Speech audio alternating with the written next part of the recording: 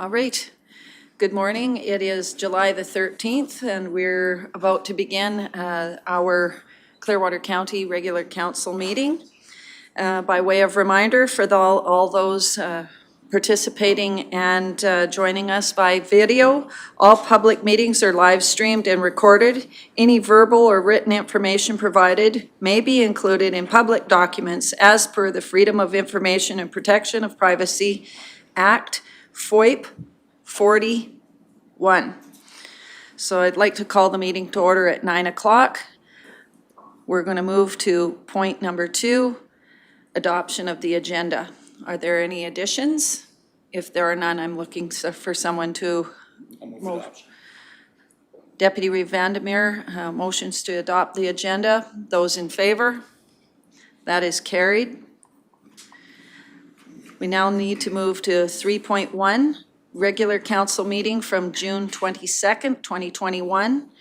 Are there any errors or omissions?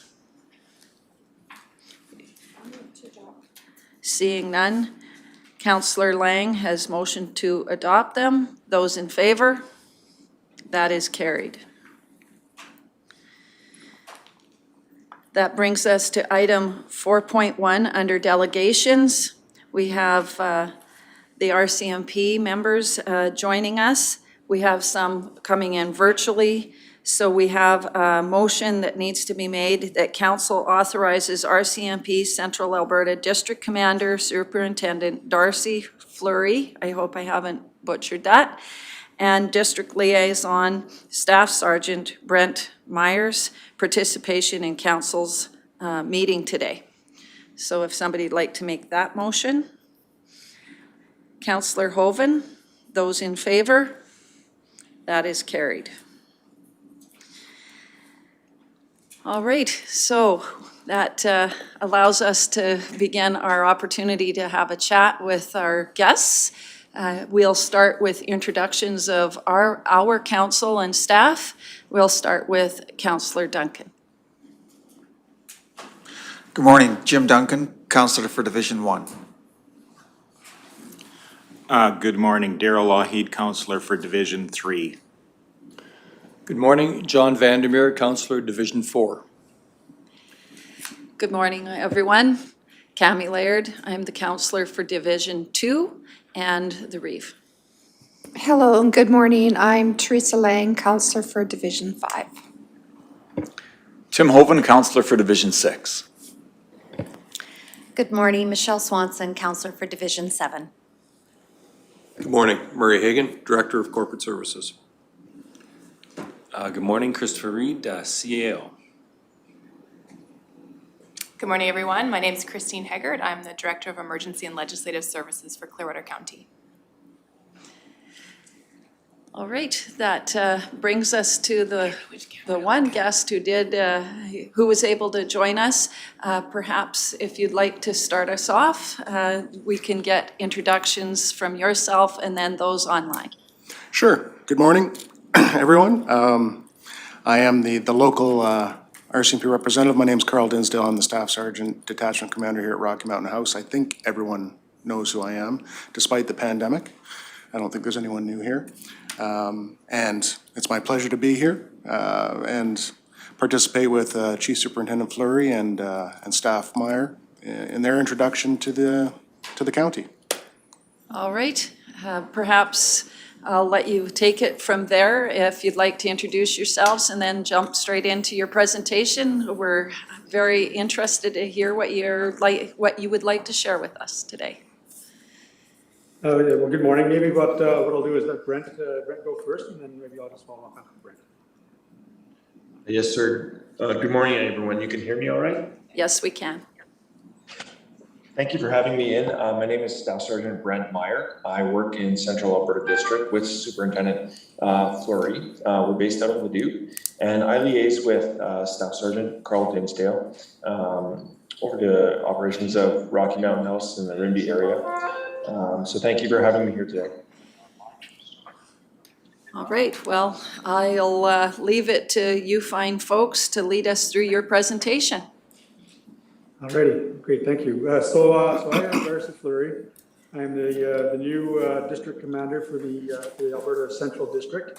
I've only been here approximately, I guess, 7 weeks now, and just in the process of moving into my house, kind of getting things set up that way. But I've taken an opportunity to kind of travel around and done a lot of these meetings by Zoom or by MS Teams or whatever means possible. But found it very important, just being new to the district, to kind of get a flavor as to how we're doing and where we're at and how we're performing as far as service to our communities. And so I wanted to take the opportunity to meet as many councils and as possible and just kind of get a feel for where we're at. A little bit about myself. I've been just into my 35th year with the RCMP and traveled across the country. Did a bit of a loop from Ontario all the way back to Manitoba, through the territories, Nunavut and Northwest Territories, and then Alberta, and then back to Manitoba, and now back here again. So I've been very interested in just seeing how we're doing. Really, it was just an opportunity for us to get together quickly. I know Carl's, I've been out there a couple of times now, visited with Carl, and just kind of curious as to where we are, you know, the kind of the good, the bad, and the ugly as to off the hop, how we're doing. If you're familiar with our priorities, your priorities, are we matching those? Are we meeting what you need in your community? And just overall communication with our members from Carl. And I think Pierre St. Cyr also is has part of your county as well. I'm not sure, but and again, it's a bit of a learning thing for me to actually know my area as well. So it's all about getting out there and hopefully in the next few months after the pandemic, you know, I know we're open now, but a little bit more comfortable down the road. I'd like to come out and visit, and I know there are elections coming up in October, so maybe down the road we can set something up and have it face to face. So really, just honestly, it's just about getting to know a little bit about us and about you. So in the district, really what we do is we provide the oversight for all of our detachments in the central region. And Brent mentioned that he's an advisor, so he actually provides the advice, the on-hands advice to Carl should a situation arise where we need a little bit more input from just another set of eyes on things to see how things are going. And in my office, we kind of oversee the whole area. So the chain would go kind of from Carl to Brent up to me as far as doing any sort of response to any kind of questions that you would have at a district level. And of course, then I would reach into our division and our commanding officer just to keep everybody appraised of what's happening and provide whatever supports we can. So really our goal and our job is to provide the support for Carl and make sure that he has what he needs to make sure that we're doing the service that we need to provide to your community. So with that, if there's any questions, we'll just, and maybe kind of my first would be, how are we meeting your priorities? Are we on top of what you're looking for? And do we have communication that answers that? All right, do we have any questions or comments with regard to the policing service that we are currently receiving in our area? It may take us a minute. It's our first morning back here in July. Okay. Well, I know that we were also provided a bit of a position statement from the RMA. And one of the things that we have been advocating for is making sure that we have, I guess, that voice and policing committees, those kind of things. How is that being brought together with the new funding model? If any of you would like to speak to that, perhaps that's an opportunity. We recognize that that is a work in progress, and we'd like to hear what your thoughts are. Maybe I can. That's a really tough question. The new funding model. So basically, we have a group called the Operational Strategies Branch.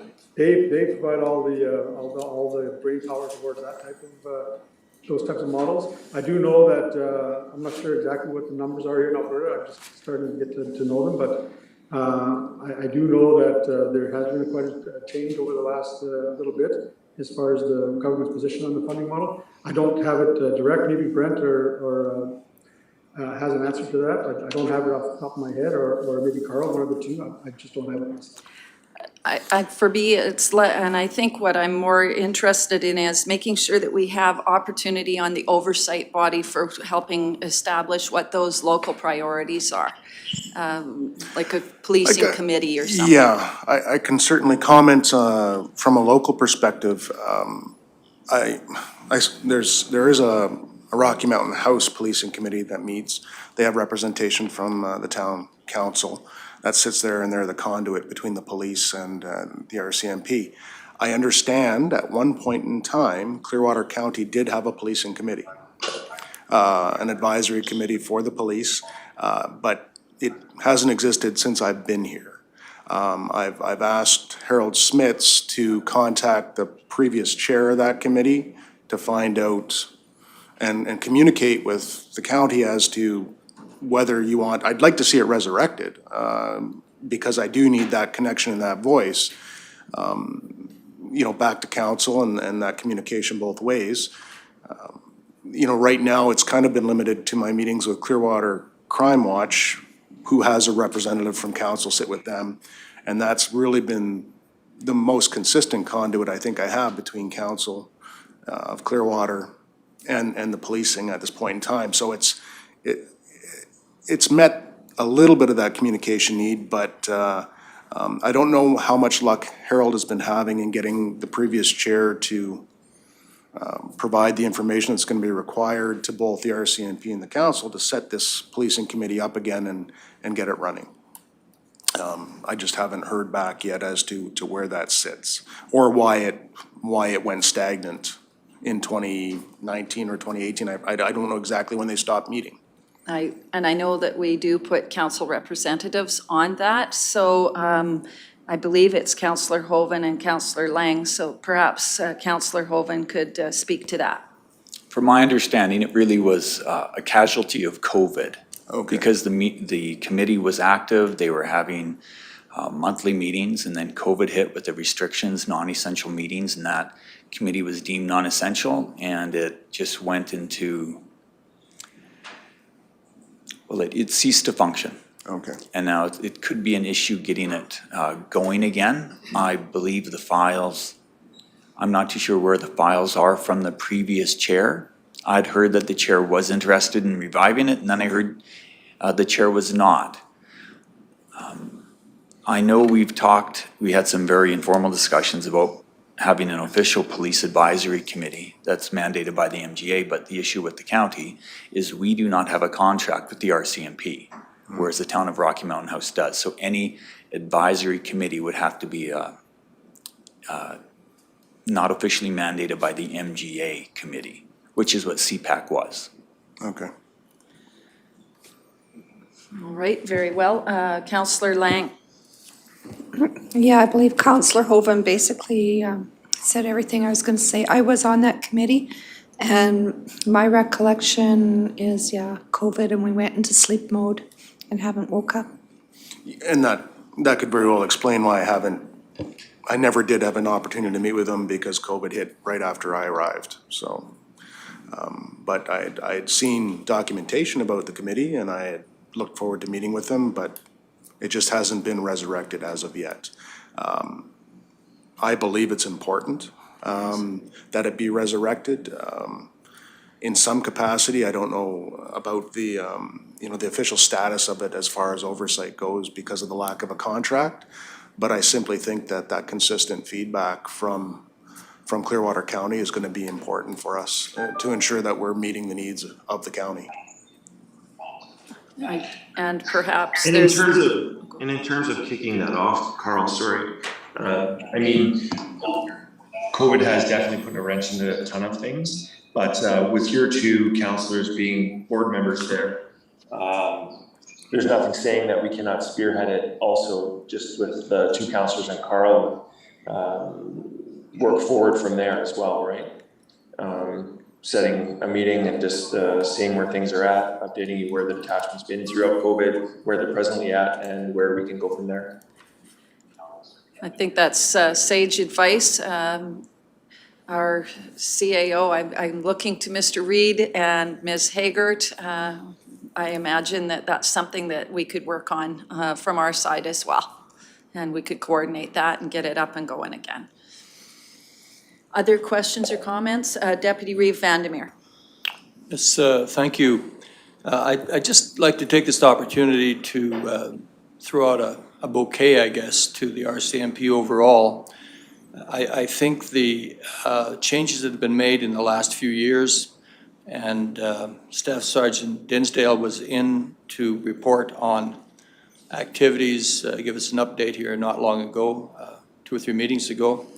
And the crime statistics are coming down. The ability of the detachment here to deal with them seems to be improving. The staffing is more complete at this time. For a number of years, we ran, I believe, continuously understaffed or positions that were open. And overall, I think the administration has moved to correct some of those deficiencies. The numbers seem to be there, and I think it's noticeable in the community. So I just wanted to give you that nod. Thanks. Thank you. All right, other questions or comments? Councillor Lougheed. Yes, I was just wondering what you feel is your greatest upcoming challenge and how this county could be supportive in meeting that challenge.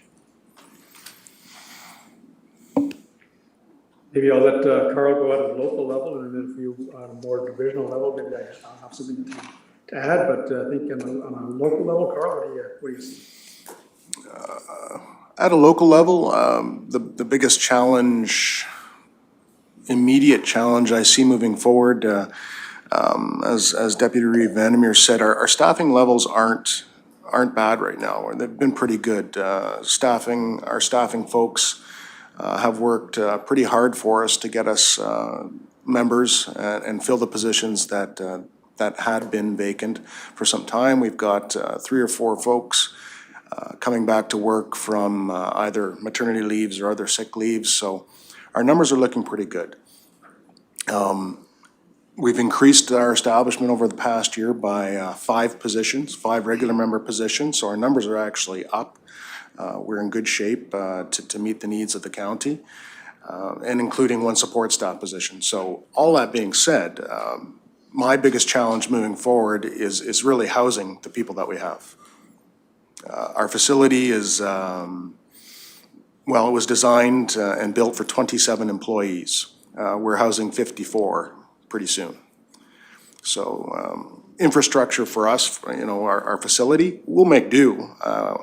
We always do. We'll make do, and we'll be creative, and we'll do what we have to do. But when I look at operations moving forward, that's one of my biggest concerns, one of my biggest challenges, because it starts to move into a health and safety area of consideration, where we're just putting so many employees in a space that it wasn't designed for. But outside of that, again, if we can have that consistent communication with the communities, and we know that we're addressing the community's concerns, I don't see any in the short term any major obstacles to us being able to do that, in an effective way, barring any unforeseen circumstances that might arise. So yeah, and at this, I'll just very quickly say, I would encourage everyone, please be frank, especially when the district commander is asking how we're doing, because my being here shouldn't affect that. Please be frank, please be honest. I can't do better if I don't know better. So I'll just kind of slip that in there. I don't want anyone not to say something because I happen to be present. I've got big shoulders. I can take it, and we'll change it to make it better. Well, thank you for that.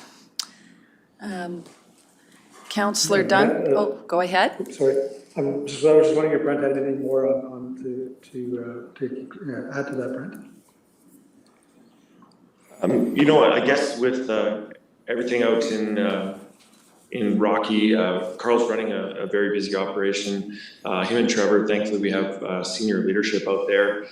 We have had a number of critical incidents in the community or out on Ochies or throughout the area. Obviously, there is an ongoing effort by Carl and his team to work on oil field thefts and thefts in the community. But I can tell you, I'm very impressed by the work that I've seen. I didn't preface in my intro that I've only been in Central Alberta District since December, but Rocky doesn't sleep. Those members are working hard for you. And really my biggest impression about Rocky and the whole community is, yeah, like Carl says, they have definitely outgrown the structure they're in, but overall, things are ran very well by the management team there. And I've been out there a few times myself already. Had the pleasure of doing Red Surge duty in town recently on National Indigenous Day. So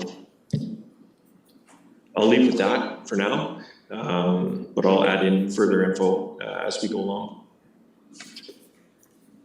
And just kind of going off of what Carl mentioned. So overall, with the staffing levels, we, over the last few years, we've had a struggle with recruiting and drawing people to the force, and having people actually leave to other agencies. But this next 2 weeks is very important. It's our first ever collective agreement that the membership is voting on right now from our National Police Federation, the association that was put in a few months back. So with that, we hope to see definitely more of an appeal back to the RCMP as far as just salary itself, and have those people come flocking back to us. So over the last couple of years, it has been a challenge nationally on the as one of the biggest obstacles is the recruiting levels and retaining our membership. We might see a little bit of attrition because there might be some old timers there like myself that are been around for a while with the agreement coming in. This might be what we might want to take their retirement. And then of course depot was because of COVID had slowed down. I basically stopped for a while, but now we're back into production. So we are getting our level of cadets coming out of depot. So in the last couple of weeks, we've received 15 new members, and I think that will continue.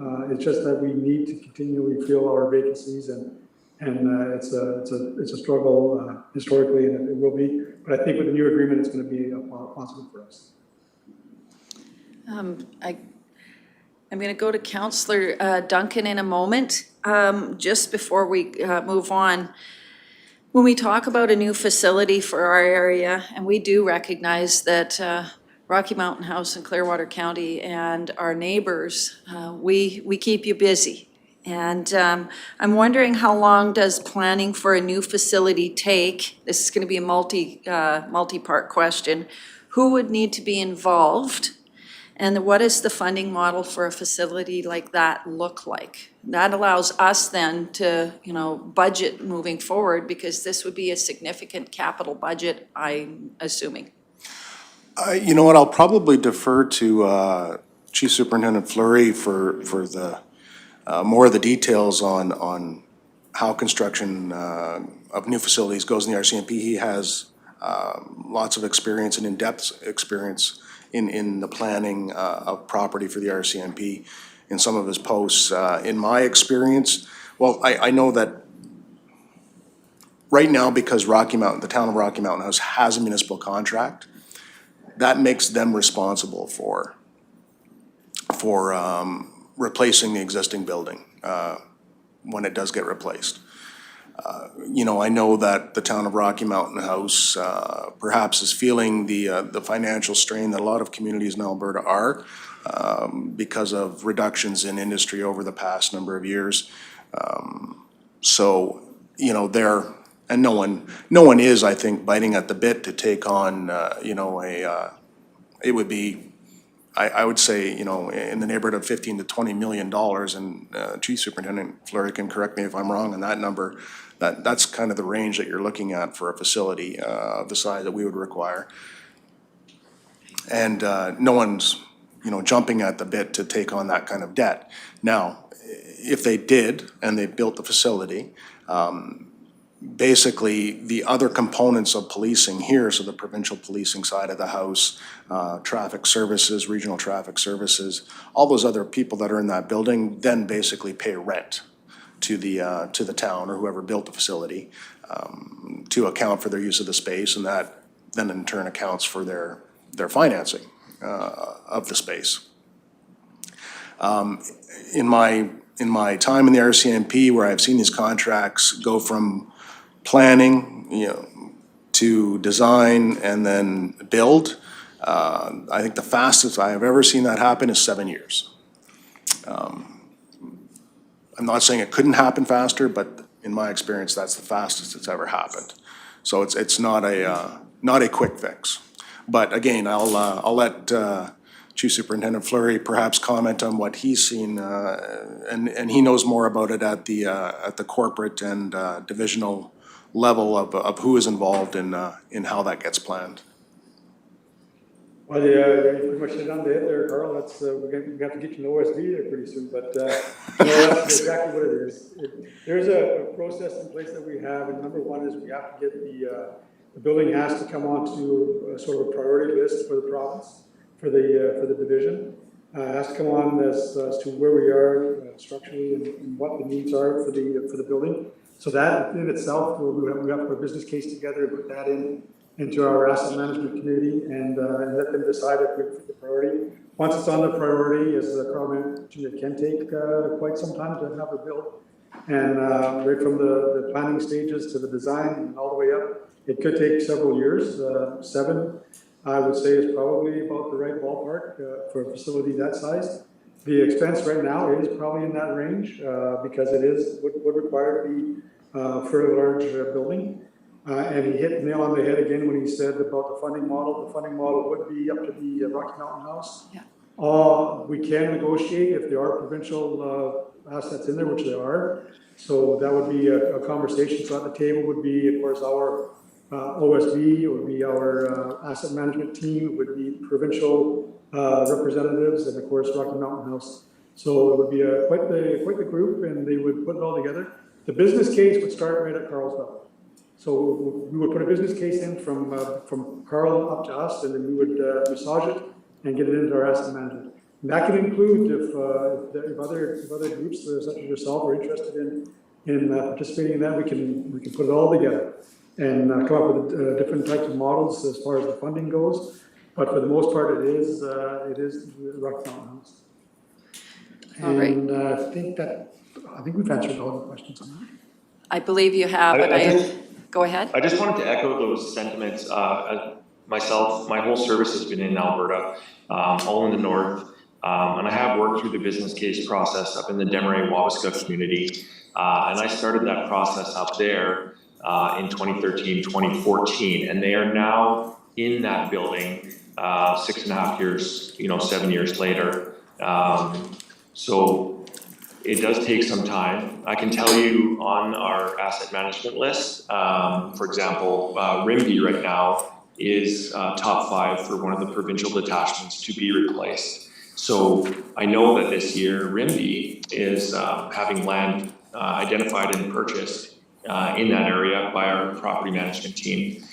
In terms of Rocky, everything that Carl said is right on, hit the nail right on the head, like both gentlemen have said. Give or take 7 years, the NPSA contract definitely denotes they'll pay the bulk of it and then rent it back. But yeah, I'll get an update for you, Carl, on where we sit with your building on the property management list. All right, thank you very much for that, because if we're being asked to participate in the capital for such a detachment, we certainly want time to ensure that we can put the appropriate funds in reserves and start building up our piggy bank, as it were, so we can pay our share. Just to let you know, Sergeant St. Seier has joined us. We're going to move on and welcome. And Councillor Duncan has a question or comment, and then I'll go to Councillor Hoven after that. couple questions, and it's nothing that I've really heard in locally from our detachment here. It's more on the fringes where detachments overlap. But we have had, and it's been a while since I've heard anything, but there have been complaints about response time. And I'm just wondering, how do you guys, do you have standards for that, or is it possible because of the nature of the different crimes? I know there's priorities that have to be addressed and all those, but do you monitor that, and is it a way that you can respond to issues if people think that response times are not adequate? Well, I can, from a detachment perspective, it is the goal of the watches to have members patrol all areas of the detachment area on a regular basis. So out to the detachment boundaries, in every direction that a road runs, the goal is to have a police car out there on patrol as often as we can. Now, you said other things get in the way, and that is all too often true. We deal with a high volume of high-risk calls for service in the Rocky Mountain House detachment area, and those calls for service demand multi-member responses often. So those plans for those patrols get kind of thrown to the side for the response that's required for those high-risk calls. And then all of our resources typically, if it's a significant incident, they get tied up fairly quickly. That's not every shift. That's not all the time. So the watch commanders are directed to ensure that patrols get to all areas of the detachment area as often as they can. That being said, response time based on our detachment area is sometimes significant. Because if we have a couple of rural assets or provincial assets, and tonight they're patrolling to Nordic, and we get a call by Leslieville, that's going to be an hour response at best. We have to bear their safety and the safety of the public in mind. In this response, we don't want, and I had to, in all honesty, I had to really get some firm direction out in the operation of police vehicles when I got here, because there were some concerns about the way they were being operated, and it didn't quite match the need of the call, and they were putting themselves and the public at risk. So we've basically got to a point now where that's better. It's very clear that the members have to be safe in what they're doing, both for themselves and for the other motorists and people on the road. I heard this term a long time ago when I started in Manitoba. It was the reality of rural policing and the delay in response. That came from a former commanding officer many, many moons ago. He said there is a reality in rural policing when it comes to response times. And we just don't have the resources to have enough members spread out to all of the areas of the detachment area to ensure a very quick and timely response at all times. So response sometimes is delayed, and sometimes the nature of the call will affect the level of expedience that we get a member out to it. If it's a property crime and there's other things going on, then unfortunately, and I'm not saying it's right, but the reality is that response to that will be delayed. And in fact, it may be the next day in some cases. But that'll all depend on the circumstances of the call. So I understand it's a concern. It would be a concern of mine if I lived out there and I knew the police are an hour away. But all of those factors kind of play into that. Thank Just you. on that, Councillor Duncan, I guess one question I have is, are we getting complaints that we're not responding, or is it just a delay? And just second to that is, we encourage everybody, regardless of response times, to make sure that they do call us. And so we have those stats, and we do have that information, and it can help us in our analytics as we go forward with trying to do some crime trends. So those are my comments on that. Do you have a supplemental, Councillor Duncan? Different, more of a comment, and just because you're new, Superintendent Fleury, that we can get very busy here on long weekends, lots of visitors and extra policing requirements, and we've had some very successful task force over the years that have done some long weekend work where multi-agencies are showing up here with officers from many parts of central Alberta coming out, and different, fish and wildlife and park CEOs, et cetera. Just a heads up that's been effective, but that does come at a cost. And I know that strains local budgets, especially with overtime to man a long weekend and then take up the slack again Tuesday morning when everybody has to go back to their regular duties. So, you know, I just, whatever you can do to sort of send some funds this way to West Central Alberta if it's required for a long weekend task force. Those are valuable. They've kind of fallen off the radar a bit with COVID, but I think we can probably ramp them up again the next year or two. Carl, do you have anything? Well, no, I just, yes, I can, you know, it certainly does get busy around the long weekends. Last year was a bit of an anomaly because the long weekend didn't seem to matter because of COVID and people not being at work and people not being at school. There was really no rhyme or reason to how busy it was or what day of the week it was. You know, as COVID restrictions ease and workplaces normalize, I think we'll probably see a bit more of a return to the traditional type of influx of tourists to the area. We did last year and this year, we still did do the task force operations plan for the May long weekend, and put on those extra resources working with neighboring detachments and other agencies, Fish and Wildlife Conservation, CPOs, sheriffs, everyone was involved to a certain extent, as much as the COVID restrictions would allow us. We certainly didn't do the check stops over the past 2 years that you would have normally seen, just simply because of COVID restrictions and the unnecessary close contact with individuals. I don't know if we've been lucky, but we've had some pretty reasonable weekends to deal with the last 2 years. It's been busy, but it hasn't been unmanageable, and there's been no, you know, significant or serious incidents as a result of the influx of people going to the backcountry or the West Country.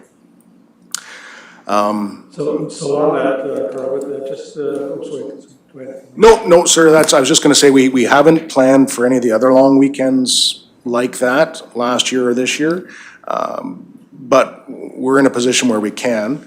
And I know that historically Central District has, because of recognizing that issue, that we do submit our operations plan and a budget with it, and Central District recognizes those funds, and I believe if there is any excesses or, you know, overages in that the Central District arranges for us to be kind of bumped up a little bit because of those costs. And that's what I was just going to say, councillors, that we would, in the next few weeks, with Carl's planning, we'll have a look at it and see where we're at. And I just want to go back to one of the questions earlier was on biggest challenge. I guess I'd be remiss if I didn't say that budget-wise, it's a challenge each year. It's going to be difficult. Yeah. We basically are at the same level of budget as the past couple of years, from what I understand. And very, very thin on that, but we will take a look at the needs in each of the areas and look at the business cases and the business plans coming forward. And I made a little note here to have a good chat with Carl as to any plan for the long weekend and what he needs, and we can see if we can help with that. All right, just before we go to Councillor Hoven, I anticipate that would include the costs associated with backcountry search and rescues, because I recognize we get a number of those. We've got a very active Rocky SAR search and rescue group, and we want to make sure that we're funding these rescue missions as best as possible. And then perhaps later we can talk about how we can jointly advocate with the province about some sort of cost recovery mechanism, because it's also needed. So that's just food for thought when you're discussing that amongst yourselves. Councillor Hoven. Thank you. Back in 2018, 2019, it seemed like about every 2 or 3 days, someone was on Facebook talking about how they had been robbed or a neighbor had been robbed. We had that violent incident in the fall of 2019. The community came together, had a public meeting, the RCMP came involved, and it was a very positive thing for the community. People commented how they were seeing RCMP cars in the evening. People got pulled over at 11 o'clock at night for no reason, and they were thankful they got pulled over. So I want to thank the RCMP for that. But for those of us living in the periphery, in that zone between Clearwater, or between the Rocky Detachment and Sylvan, and also between Rocky and Sundre, there are still concerns. It's the longest response time from both detachments, and that's where some of these criminal hotspots are. it has really quietened down. There is very little comments on Facebook about crime, but people are very concerned that as the province opens up, things get back to normal. People are leaving their homes for longer periods of time. There are concerns that the crime will pick up again. And with the violent history of it in our area, we just really, I'm speaking as a resident living in that periphery, we really ask the RCMP keep up that visible presence so people know that we are not an hour away from the detachment. Mm-hmm. And I do note that one of the hotspots I think is completely cleaned up right now. You drive by, it's visibly different. And I know that is because of the increased enforcement and increased work coming out of Rocky Mountain House. So thank you, and please keep it up. All right. Just on that there, we do have, so that kind of goes back to a previous point on calls on actual calls. And I really do encourage you to have your community members call in any complaint. Whether they think their team is going to come now or not, at least we have the information, and then down the road we can analyze it and hit those hotspots. It really helps us a lot when we have the information and we know what we're looking for. And we may find that same black truck in one area from Sundry, now it's up in Rocky Mountain House, and it's what's it doing there at 2 or 3 in the morning kind of thing. So it really does help us an awful lot. And I know Carl mentioned it earlier, it's one of the things that I've always encouraged, and he's doing the same thing as having a patrol plan. Sometimes it doesn't go as planned because of other emergencies, but having that's a real plus. So we'll discuss that as well, Carl and I. All right. And just to echo Chief Superintendent Fleury's comments, Rocky Mountain House has been a pilot for us in our provincial data to action program. And if you're not familiar with that, council, that really does rely on the calls for service and the community's help, like Chief Superintendent Fleury is saying. So no call is too small to be reported to us. Our response, as Carl noted before, definitely can be triaged in terms of persons crimes, property crimes, those kind of things. But data to action has shown Carl and his team some real success. Carl and Trevor Shea have embraced it with their team. We've been looking at these hotspots. We've been able to focus extra efforts in those areas. And Carl, correct me if I'm wrong, but what we've seen is we've literally been able to flood an area and shut down property crime in that area. Unfortunately, obviously, we displaced it to another part of Rocky, but we've been able to really target prolific offenders with the help of the community and being able to mine that data. Perhaps you want to add more comments, Carl, but. You know what, no, I mean, Brent's absolutely correct. The Data to Action program, we've been involved, Rocky Mountain House Detachment was brought into the divisional level Data to Action project over a year ago now. And more recently, the district has taken on a Data to Action project as well. And, as Brent said, the concept is basically we're looking at crime statistics. We're mapping it, we're looking at prolific offenders, mapping them, and then we have a lot of crime analysts doing a lot of work and providing us some more in-depth analytics than we would normally expect. And we get some fantastic mapping about crime hotspots, patrol locations, businesses that are being hit in a repetitive manner, those kinds of things. And we have literally seen where we've been able to use that information, direct patrolling and enforcement to those areas, and we've watched it move on a map. Unfortunately, we haven't eliminated it completely, but certainly we're making it a lot more difficult and we're disrupting those crime patterns. So I'll be a participant in Data to Action as long as they let me. I may even beg to stay. I mean, it's the information that you're getting from the analytical people at the division district level. Usually, you would only typically get if you were doing a project of some kind or something very specific. So, I love it. I know my watch commanders and supervisors like getting that information because it gives them some real, clear information on where they can direct their resources.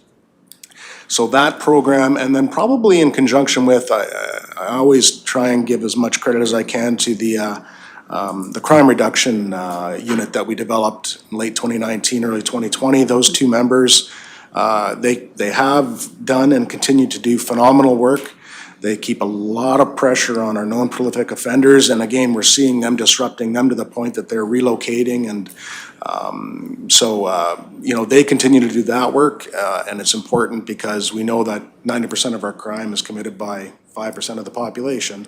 So their job is to make sure that 5% is kept under constant police view. Between those two things, it's been really great to see the results, and I hope to see them moving forward, continue, certainly. Well, it sounds like a program that's working, so when something works, we just need to advocate to keep it by the sounds of it. Yeah, and I know that at some point, someone else is gonna get a turn and they're gonna boot me out of that, but we'll use it to the, as much advantage as we can. With the increase in our support staff last year, we're gonna try and perhaps get a little bit of training on a little bit deeper analytics for one of our local support staff. We're gonna hook them up, I think, with the district analyst to see if we can get them doing a little bit more and still give us a bit of that same kind of product, even at a local level, if we have to leave the formal data to action process. That sounds like a great plan B. Yeah. Councillor Lang, and then I'll go to Councillor Swanson, and then I think we need to wrap up because I know we have another delegation. So Staff Sergeant Disdale, I'm going to throw this question at you just because I'm wanting an answer from a local perspective. So you had commented how it's hard to be everywhere at the same time. You gave the example of Nordic. If you have patrols out there and there's a call that comes in from Leslieville. So the province allowed this expanded authority for some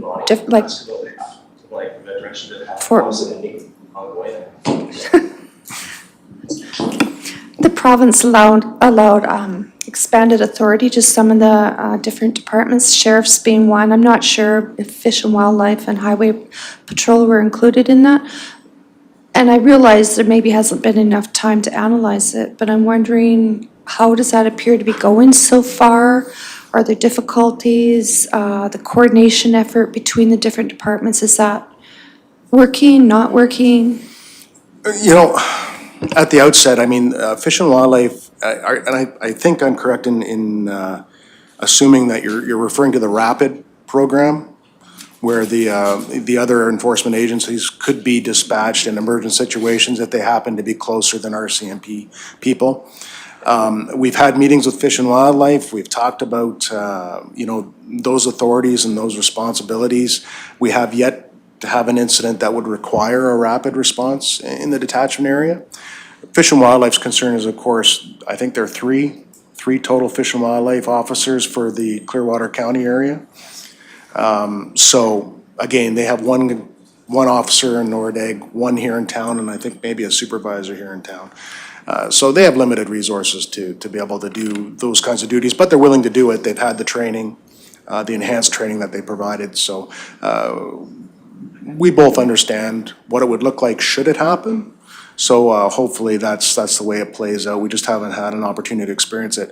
I do know that the sheriffs have rolled into that rapid response program as well.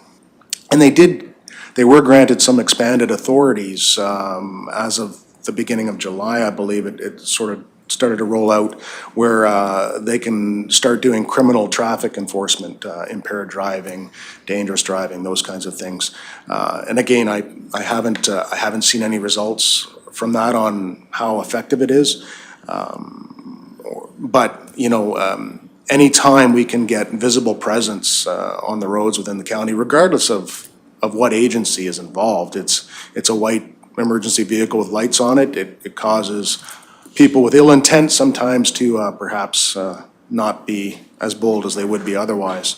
So I do want to see, as these authorities expand, and also I'd like to see a little bit more cooperation than we've had the opportunity to have even with the CPOs, both county and town, just about coordinating presence, patrolling. I know that the county CPOs are now on our radio system, which is great. I'd like to see that happen perhaps at town as well, because it's just it just gives us a sense of unity in this collective goal of being out there and enforcing things within the region, so. But moving forward, yeah, I haven't, I'll be meeting with the sheriffs if I can. There's only a couple of local fellows. I don't know if I would meet with them or meet with our supervisor perhaps somewhere else, but, and then working with Terry moving forward. The AFRACs, the radio access worked well, I think, over the May long weekend. So we'll continue to do that when we start and work, jointly doing especially traffic during this busy summer season. So, I will never say that it's gonna be a bad thing for any other agency to be out there providing enforcement services to the people of Clearwater. I mean, the more spread out we can get and the more coverage we can get if we work together, that's gonna be fantastic for everyone. I'm glad to hear we're working with our CPOs as well. It's another set of eyes out there, as well as providing a certain level of safety for them if they know an area to not be in, perhaps. Absolutely. Councillor Swanson, I think that'll be our wrap-up question. Actually, it's not a question, it's actually a comment, and I wanted to just highlight your crimecapture.ca in regards to that. I am very pleased that you guys are going to do this initiative and allow private citizens to register their cameras, surveillance cameras, in order to assist you. I think it's a great initiative. I think industry is going to really hop on that bus hard, in which I hope that when you're talking about data to action, that captures those statistics too, and we can see those crime reductions at a certain level as well. So, and then hopefully the trickle is that people's insurance premiums will come down at the same time. So, but no, very, very good. I seen the initiative come out last week, and I'm excited about that. I think this is a great opportunity for the community to gather and assist in that sense. So. Well, and yeah, I'm glad it finally came to fruition. It was planned last year, actually, and then we hit some hiccups with how the website was formatted and how, what standards it had to meet. So I'm really pleased to see it finally roll out. I can't take credit for it. My name went in the media release, but this is an idea that came out of Red Deer and then Sylvan Lake, and it was jointly done with Rimbey and Innisfail. So it's been a very collective team effort for all the detachments involved, and Sylvan Lake has probably done the bulk of the heavy lifting. So kudos to Stephanie there, and hopefully, as many citizens as possible and businesses take advantage of registering those cameras, because it'll be a very valuable database. And, once the registrations start to roll in, we're gonna have some signage that will go out to participants. Maybe that in itself will be a bit of a deterrence if they start seeing that there's video camera surveillance in the area, and that it will be available to the police should the need arise. Thank you. All right. Well, thank you very much for your information, for answering our questions. I know we put you on the spot a little bit there a few times. I appreciate your willingness to work through some of those conversations. Thank you, and I'm to Staff Sergeant Disdale and Sergeant St. Seier. I hope I didn't butcher your names too badly. And for the folks online, I'll make sure I get all of this right. The District Commander, Chief Superintendent Darcy Fleury, thank you for dialing in and having a conversation with us, and welcome to our area of the world. And to District Liaison Staff Sergeant Brent Meyer, thank you for coming in to us virtually and having some of these conversations. I think they're healthy. I think they're important for our community, and it's always good to close those gaps and make sure that we keep that continuity of conversation happening so that we can keep our community as safe as possible. So thank you again. Thank you very much, Madam Reeve and Council, and all the best. And look forward to coming out and meeting you one of these days this soon. Meeting in person would be very nice. Excellent. Have a great morning, everyone. All right, thank you. All right, I'd be looking for a motion to accept our this presentation as information. Councillor Lang, those in favor? That is carried. Thank you again. My pleasure, anytime. Councillor Hoven? For administration, should we have a motion for administration to investigate what is going on with CPAC so we can have something moving forward? Maybe, you know, it won't happen until September, October, but get that process in motion to have the committee come back in an active form? Any concerns from administration? Mr. Reid? You certainly could, if you wish to do that, Councillor Hoven. You certainly, as participating in the event today, we've heard and we will investigate it anyway, as a matter of course through administration. But if you had further direction you wanted to give us, then a motion would be appropriate. I would suggest that we could wait until we've done some further investigation and give you some more. I will wait then. Thank you. All right, very well. Tracy, do because we've got another delegation, are we getting ready for that, or do we need a brief recess? Okay, we're going to take a 5-minute recess. Thank you.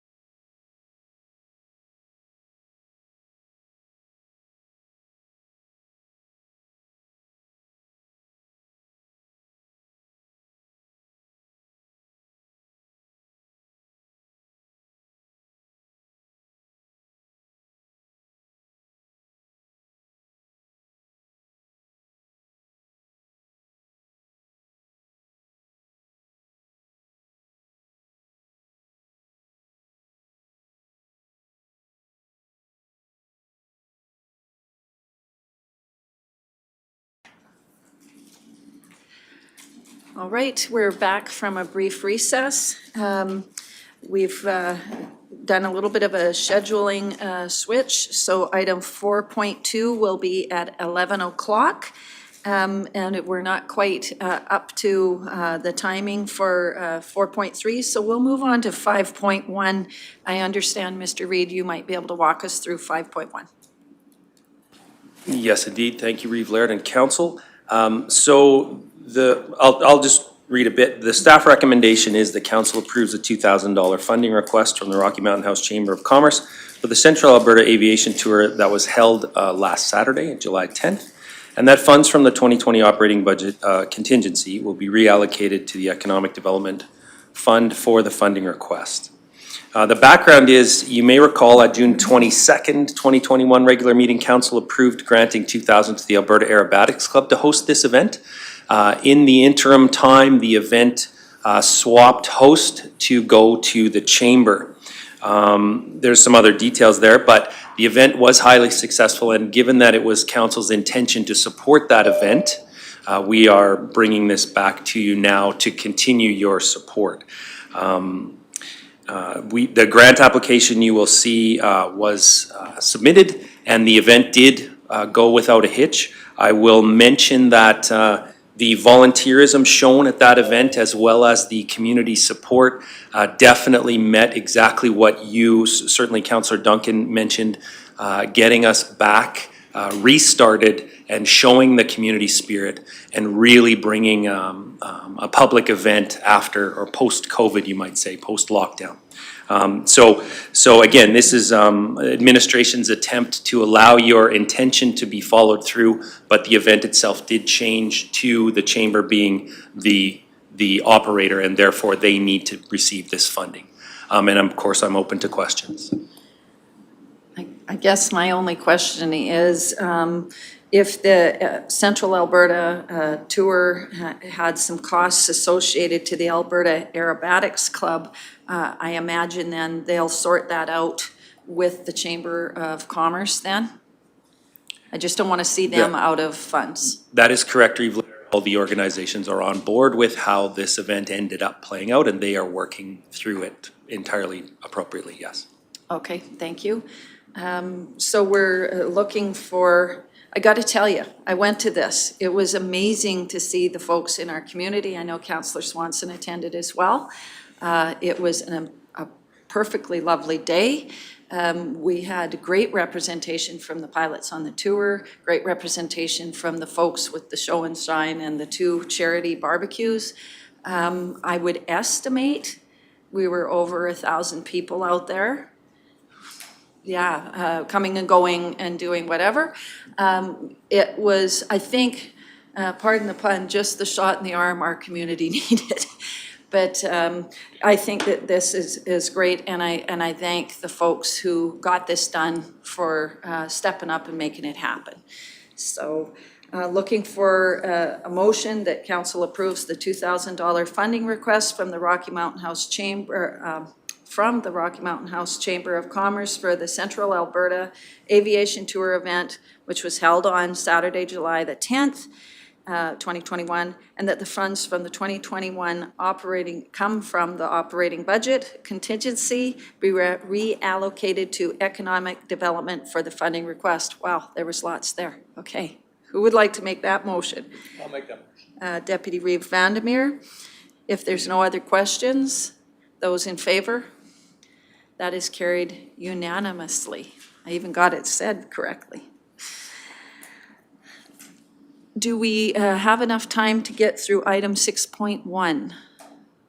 Okay, well, we'll move back then to item 4.3 because we have folks from TC Energy that are going to make a presentation. Would you like a brief recess to set up? Okay, we'll take a brief recess to allow staff to organize that.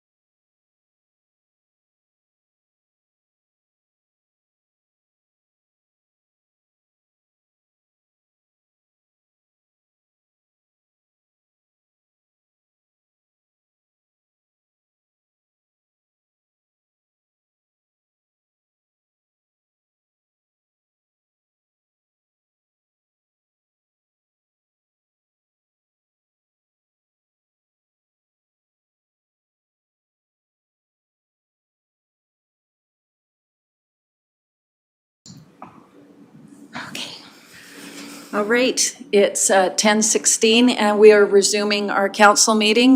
We've had an opportunity to connect with our friends from TC Energy, and they're going to be doing a presentation for us. We're going to start with introductions. I will start with Councillor Duncan. Good morning, Jim Duncan, Councillor for Division 1. Good morning, Darrell Lougheed, Councillor for Division 3. Good morning, John Vandermeer, Councillor, Division 4. Good morning, I'm Cami Laird. I'm Councillor for Division 2 and Reeve. Good morning. My name's Teresa Lang, and I'm Councillor for Division 5. Tim Hoven, Councillor for Division 6.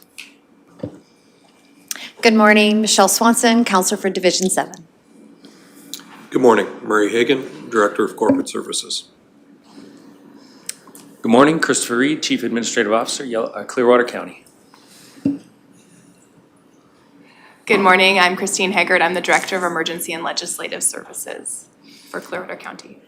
Now, if you would please indulge us, we have a familiar face. We have Chief DBN, and we have a brand new face on our side, and we'd like to take an opportunity to have a quick introduction from our fire services. Sure, absolutely. Sitting to my left, Council, is Selby Brown. He's coming to us from Manitoba, and he is our new Assistant Fire Chief of Training and Logistics. And Selby has a background as a fire chief and all through the ranks in terms of fire service as well as paramedic. So we welcome him to Clearwater County. As of yesterday was his first day, official day, so I thought I'd take this opportunity to introduce him at the same time to Council. All right, and Steve DBN, Regional Fire Chief with Clearwater County. well, welcome aboard, Mr. Brown. We look forward to all the great things you're going to do and all the training and no small shoes to fill, I'm sure. So you'll have lots to keep you busy. Thank you. That then takes us to our folks who are online. I think we'll start with Mr. Thompson. It's wonderful to see your smiling face. Thank you so much for having us. I am Cole Thompson. I am one of the members of our provincial and community relations team who handles relationships with municipalities across Western Canada on our capital projects and operations. I'm joined here today by my colleagues. I guess we'll go alphabetically. Josh, did you want to introduce yourself? Sure. Good morning, everyone. Can you hear me okay? I just connected some different headphones. We can. Great, thanks. And I wanted to echo Cole's earlier comments, so I appreciate you having us here today. My name is Josh Pentland, and as Cole mentioned, I'm part of the provincial and community relations team. In Clearwater County specifically, I'm focused on the Clearwater Compressor Station Unit Addition, as well as some smaller ancillary projects and meter stations in the region. However, I largely work further north of Clearwater County on some other capital projects, so appreciate you having me here today. Perfect. Lisa. Good morning, my name is Lisa Jack. I'm the Community Relations Liaison in the Clearwater County area. So unlike my co-parts, I don't actively engage on projects. I focus on implementing our public awareness program, so working in communities where TC Energy has operating assets to provide information on how to live and work safely around pipelines. And Preston. Hey everyone, I'm Preston Seier. I'm community relations as well with Josh and Cole. I'm working on the Raven River project, the Westpath Delivery Raven River project to the south, and the Edson mainline expansion as well. And I want to echo, thanks for having us. And I'm hoping this is our last virtual one, although if we can do them like this, I guess we could, but I'd prefer to be out there. But thanks a lot for having us. All right, thank you for your introductions. We'll look forward to hearing your update. Fantastic. Well, thank you for having us today. As you notice, there are 4 of us on the call, and I think that speaks to the level of activity that TC Energy has in the Clearwater County area. One of the things that we wanted to invest some time in today was highlighting the total package of work and operations that you can expect happening in the Clearwater County area so that there's a better visual of what we're going to be working on, where we're going to be working, and when that work is happening.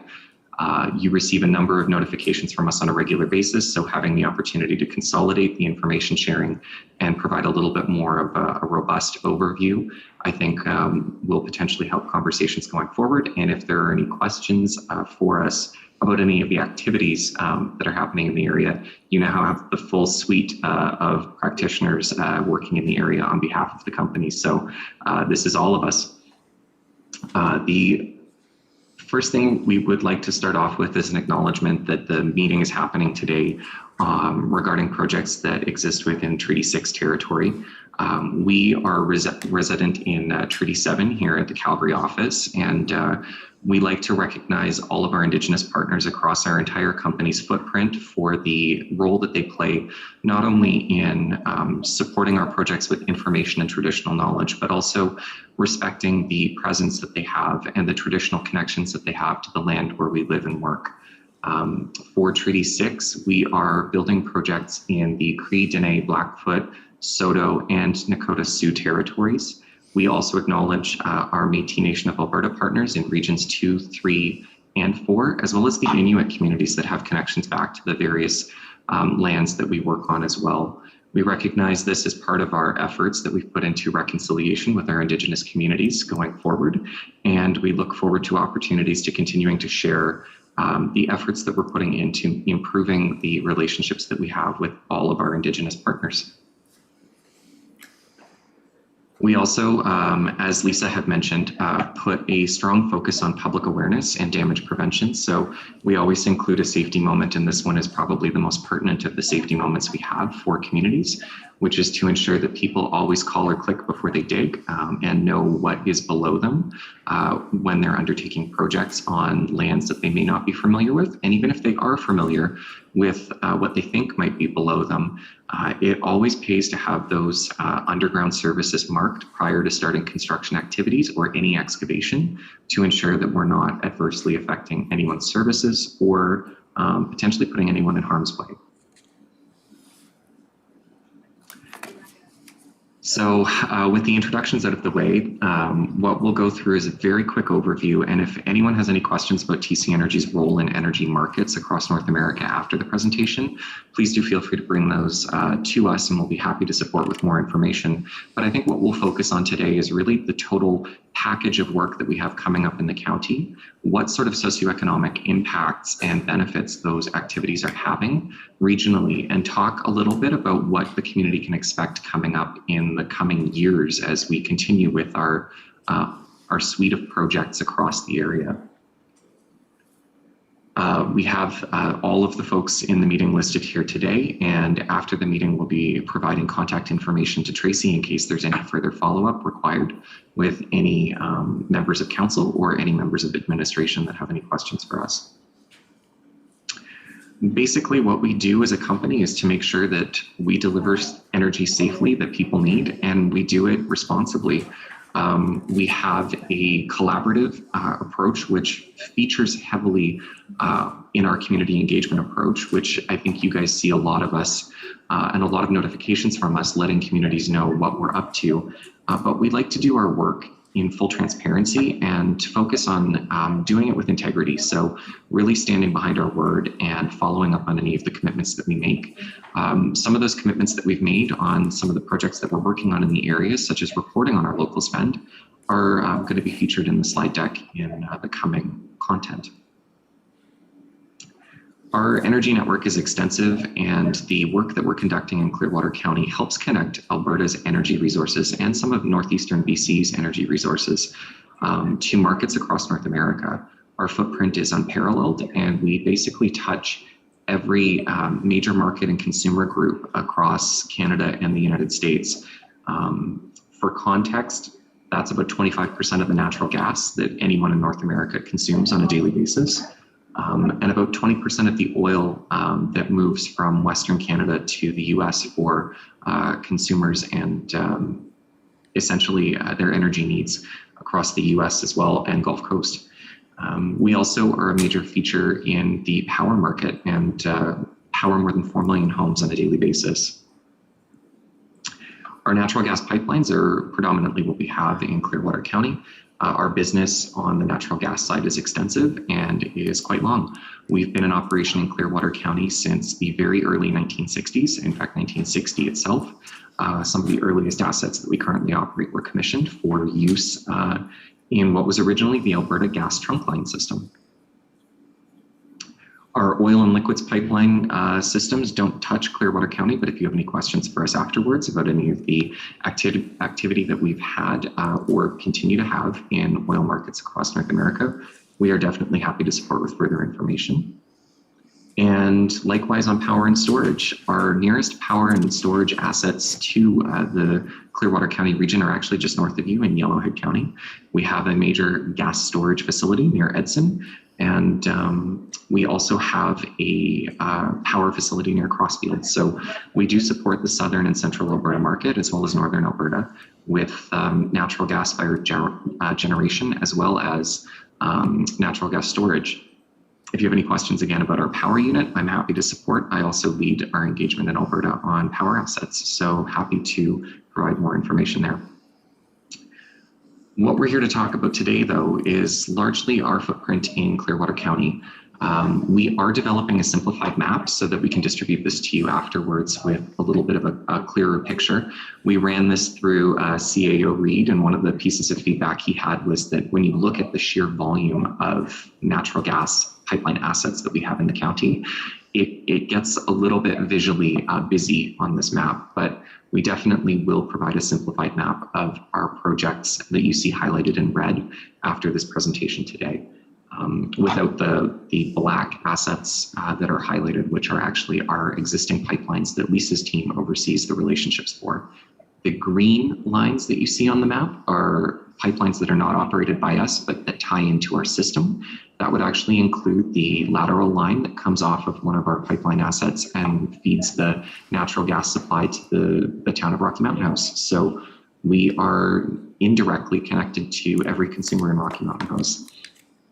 And finally, what you also see on the map featured are those golden or yellow lines. Those are the major highways and tributaries overlaid so that you get a sense of the geographic reference points. I think in terms of highways and roads, because it's kind of like the easiest way in my brain to map out not only how people move, but thinking of our pipelines like roads for energy. It also helps me map out in my head where our pipelines are.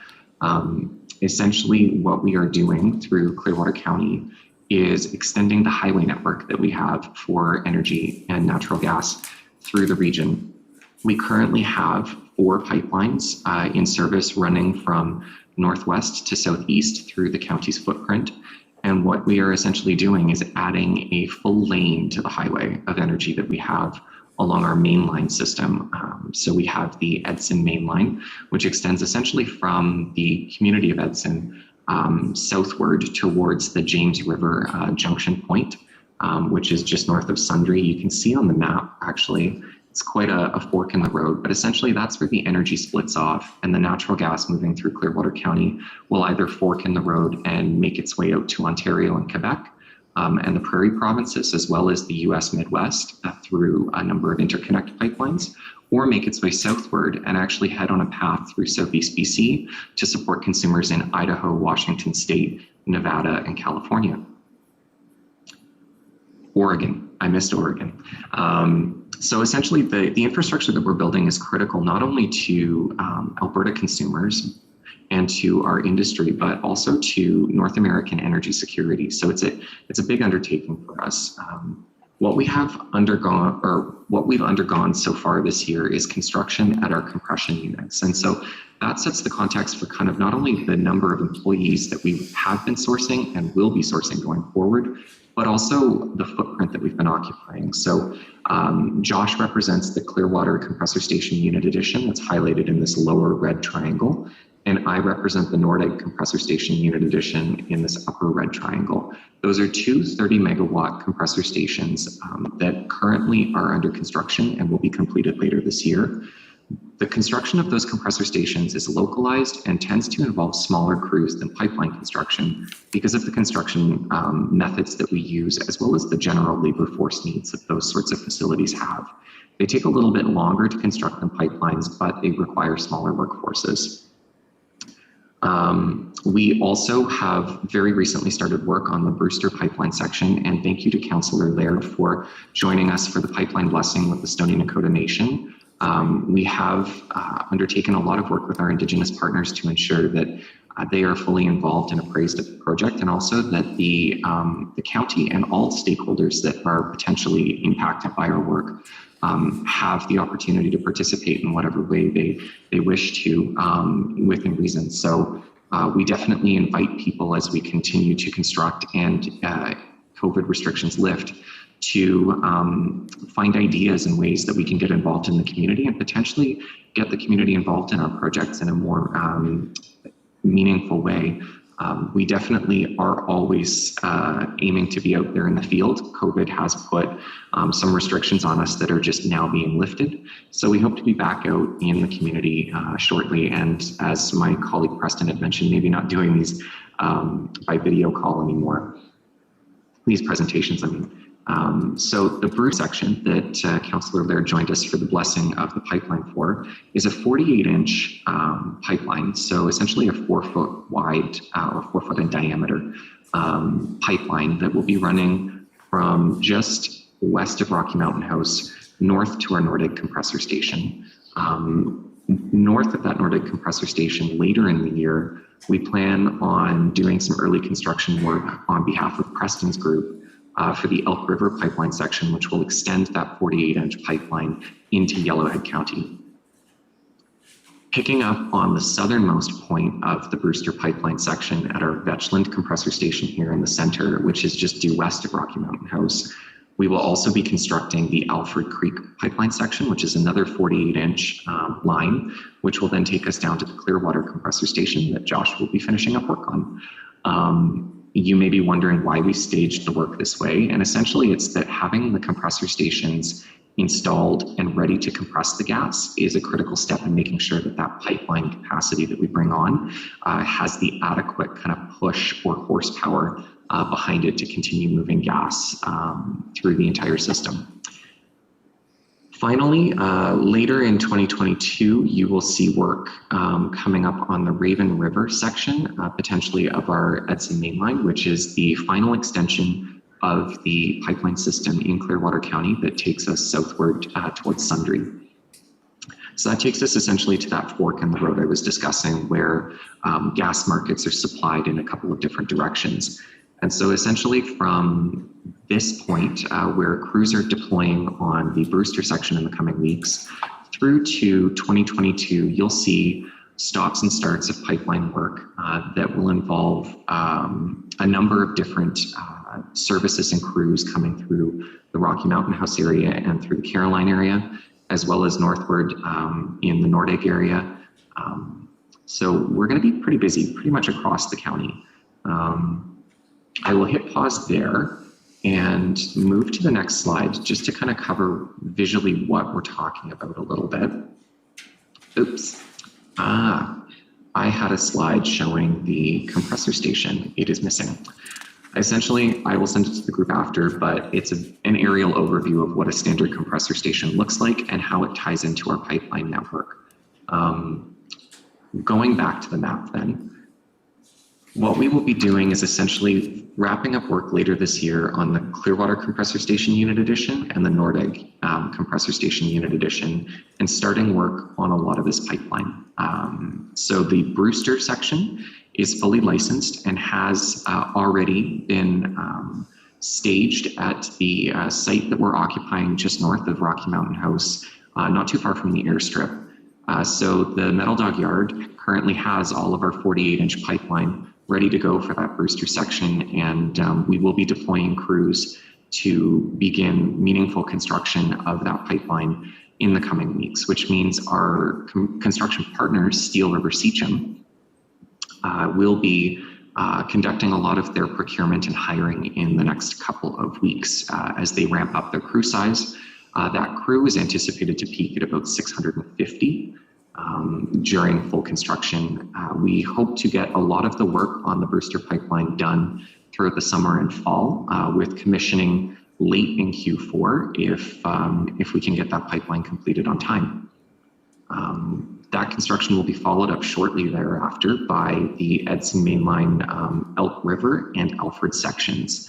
And Preston will be providing updates on peak workforce as well as the contract team that's selected to work on that pipeline later in the year, once we've gone through the full procurement process for that section. But meaningfully speaking, the largest thing that you can anticipate coming up is that Brewster pipeline section. And again, you'll see about 650 folks employed by that pipeline group. The 2 compressor stations, just for a frame of reference, totaled currently have approximately 300 on site between both sites. And that's about 200, just shy of 200 at Nordegg. And as Josh was updating, at peak, the Clearwater compressor station didn't hit that 200 mark, but they are currently just in that 100 range to just a little bit over. The daily labor requirements fluctuate based on the activities happening at the site, but we definitely have been working on advertising the information for our prime contractors, as well as making sure that folks know where they can send their resumes to, so that there is a full connection to the project work that's happening, and folks who are interested and qualified to work with us are considered fairly for the work, with priority for local and Indigenous resources across our project procurement strategy. So essentially with that, we are engaging the community to see what sort of areas we can improve upon, as well as continue to play on our strengths of, to ensure that the community experiences the benefits that we always talk about with economic growth and these sorts of projects coming through. We focus a lot on promoting prosperity, so ensuring that local businesses have the opportunity to work with us and know how to connect with us early. So we've been engaging the community since 2018 on a lot of this pipeline work, including the Brewster section, to ensure that folks are aware of what's coming up in the area. And we've also been focused on conversations that improve our environmental and social performance. We've taken a number of ideas on board, and one of the core features that we'll speak about in a little bit is just the work that we've done with the emergency response groups. And so I'm very happy to see the emergency responders from the county represented at the meeting today, because we definitely know the important role that they play, not only in keeping the community safe, but also in the event of an emergency, how we collaborate with them on our response to anything that comes up on our assets or could potentially threaten our assets. So we are, deeply invested in the communities and definitely love to support locally. We also invest locally quite a bit through our community investment programs and make sure that dollars flow from the company to the causes that matter to the community in a way that's meaningful and allows us to participate as well. Because we are local, we have the office in Rocky Mountain House and have approximately 20 staff members at any given time employed out of the Rocky Mountain House office, as well as a few other staff that are based out of our compressor stations. So when we talk about being a neighbor, we are actually legitimately not just a pipeline neighbor, but also a community member.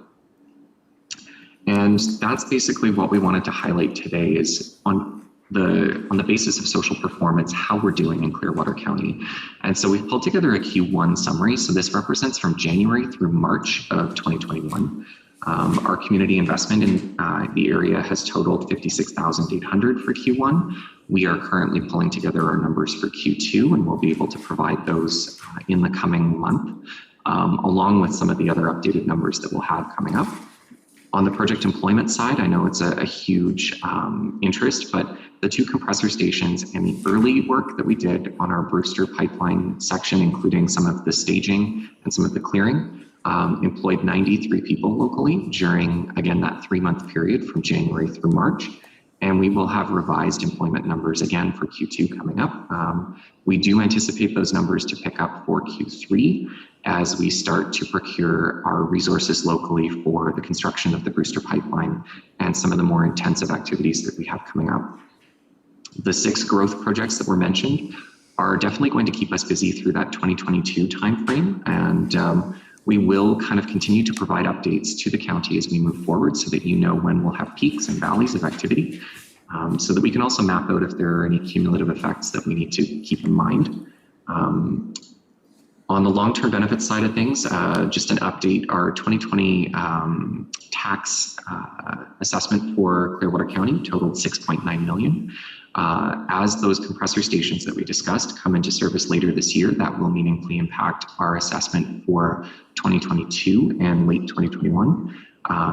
Those two compressor stations alone are anticipated to add a little over $700,000 to that taxable assessment. So we do have a very large footprint in the area on both our linear and our M&E presence. So we are quite a large contributor to the overall tax base in the region and are very happy to be that. As we grow, that means that we continue to support things that locally matter to the county. On the local business spend, we've been very, very happy with the participation of Rocky Mountain House businesses and any of the supplementary services that our crews are drawing off of. So far in Q1 of 2021, we have spent $6 million with local businesses on procurement. That includes equipment rentals, any of the supplemental services that we would be procuring, including mechanical services, maintenance services. That covers porta potties, that covers anything that's involved essentially in a large construction project such as our pipeline and compression work. So that number will be tracked and again updated for Q2 going forward. And then as mentioned, we have our 20 team members for TC Energy to operate our pipelines in the area out of Rocky Mountain House. And we do anticipate some resourcing requirements to help support the operation of that work that we're doing on our compressor stations and can keep the community updated. But the total number of positions created on an operational basis really do pale in comparison to the opportunities that are available during construction in terms of total magnitude of impact and number of people that we can reach, which is why we put so much effort into making sure that we're out ahead of the business community, engaging regularly with the Chamber of Commerce, getting our information out there online and through Facebook and other social media advertising so that people know where they can send their resumes, where they can express interest in joining our project as a supplier, and continuing to kind of deepen that relationship with the business community as a whole. Finally, deepening relationships is big for TC Energy, so our reconciliation plan was launched. I will be providing this information through to the CAO's office, but we do have online our reconciliation action plan, which also speaks to the specific steps that TC Energy is taking to do a better job of building and maintaining our relationships with Indigenous partners across our footprint, which includes advisory council formation, more in-depth training for all TC Energy employees and our contractors during construction and operations, expanding our contracting targets and making sure that Indigenous businesses are heard, respected, and included in our project procurement process, and advancing a project equity framework longer term for our company as a whole. I'll stop there.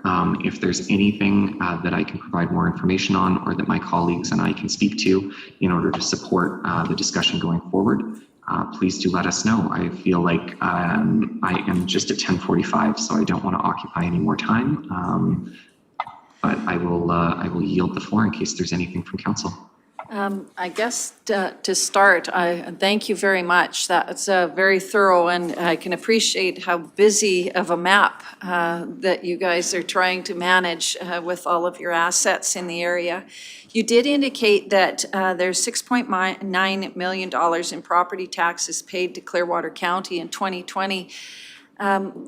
And I understand, you know, and I'm sure that you do as well, that the provincial government has put a 3-year moratorium, more or less, on us for actually retrieving those taxes as you build out your system. So it's a little bit of a misnomer from your slide deck. And I guess for us, we're just kind of noting that as council that for the general public, that is not money that we're getting right now. Perhaps in the future as the government eases the moratorium, but I'm sure you're aware of that. I do Apologize for any confusion there. That assessed value is the actual tax bill that we paid in 2020. So that 6.9 million is actually the amount that our taxation group transferred as part of our linear and M&E assessment. And that is an excellent point. M&E assessments do continue without that tax abatement. So the 2 compressor stations that are coming online this year will actually add that approximately $700,000 to that $6.9 million assessment. The newly constructed pipeline that will be coming into service over the next period of 2 years, that would be subject to that tax withhold that the province announced. So the newly installed assets will not start commencing their taxation or taxable payments until, as you said, that 3-year period is up. So for the work that's conducted on the Brewster pipeline section, for example, the taxation won't commence until 2024 for those assets. All right, thank you for that clarification for my benefit and others watching. I appreciate that, Cole. Other questions, Councillor Lang? Thank you for the presentation, Cole. I have had a few phone calls from locals that are wondering what the process is used to hire and advertise for locals. And so I'll let you answer that. And also, I have a second question, but you could probably answer that as well with my first question. Is there union considerations that locals need to be aware of? So that is an excellent set of questions, and you're right. I think the answer is actually a little bit of a two-part, but it's kind of part of the same response. So TC Energy has launched information on all of our prime contractors working in the area through a number of different community groups, including the Chamber of Commerce, but we've also done a lot of Facebook advertising to connect with folks, and we've reached a number of folks in the county who have submitted their resumes to us via our prime contractors. So the hiring process is essentially that we don't directly hire any of the supplementary construction resources that would be working on our site. So the folks that are actually constructing the pipelines or the compressor stations are hired by our prime contractors. We introduce those prime contractors to the community broadly. And I'll give you an example with Brewster, which will be doing quite a bit of hiring in the next little while. Brewster is advertised online through our virtual open house. It's open 24 hours a day, 7 days a week to all community members who are interested in getting more information about the project itself. And on that virtual open house, on an interactive map, which people can zoom in on, all of the prime contract information is in there. So for Steel River Seacham, for example, there's an inbox that's been created for all resumes. Steel River Seacham has actually also presented at Rocky Mountain House to Mayor and Council to begin the discussion around local hiring and some of the accommodation planning that they were doing, as well as some of the local resourcing that they are in control of as our construction partner. Likewise, Maztec and Strike, the other prime contractor we currently have working on the Nordegg compressor station unit addition, have been introduced via a number of different community partners, including the Chamber of Commerce, to ensure that anyone who wants to submit a resume to any of our projects has the right inboxes to send those to. We can definitely share that information as well through council to ensure that it has broader reach, and if there are any constituents that are bringing these questions to you, we can answer them directly, and we can connect them with the appropriate prime contractors to support that hiring locally. When we talk about union work sites, we do actually work with prime contractors who themselves are primarily union. Strike would be hiring particularly welders, and from other kind of union boards, they would be pulling labor in. So there are union jobs happening in the area. That does not necessarily translate out to some of the local business opportunities that exist though. So non-union businesses are very often brought into our project sites to support in areas that aren't unionized. So there is an opportunity for a number of different, I'd say, mix and match opportunities during construction. And I know that's kind of a weird answer, I'm stumbling on that, but essentially we don't have a hard, fast rule on how we hire.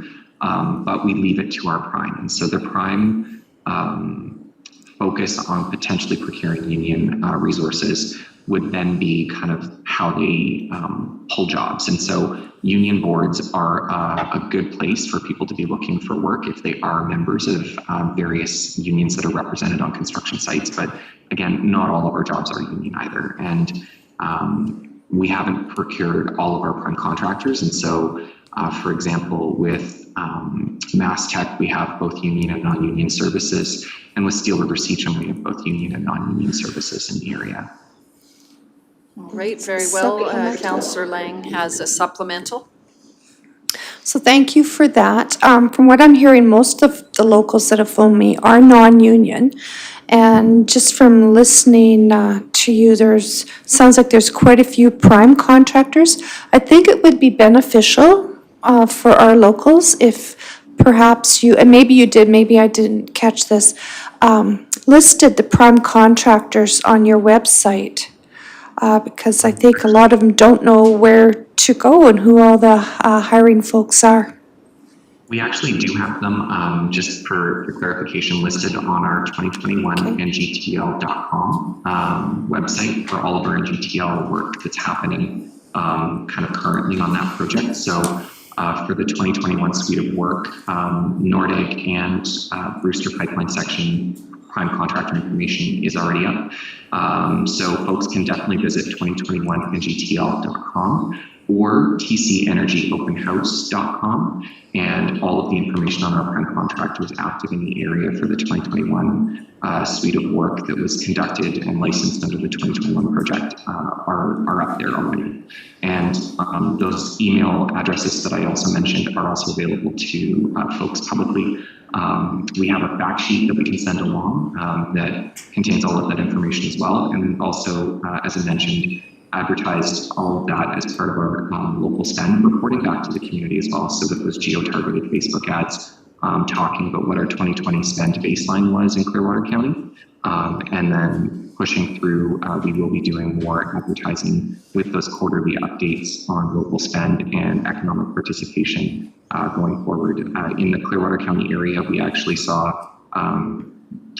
based on the statistics, about 4,000 residents and or visitors who were on their Facebook scrolling through would have seen those ads and actually received that information. So we track our digital footprint just as much as our physical one in the county, and we're very happy so far with the reception we've heard from community businesses as a result of the opportunities that we've been able to produce so far.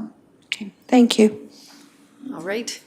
Thank you for that clarification. I did note that you had indicated on one of the slides that there's 20 TC Energy team members based locally, and that you would be looking for some resourcing requirements going forward. What type of resourcing requirements would that be? That would be compressor station operations. So those two compressor stations that we're building, or those two units, do add to the workload of the existing compression team that maintain and operate all of those sites that we have across the county.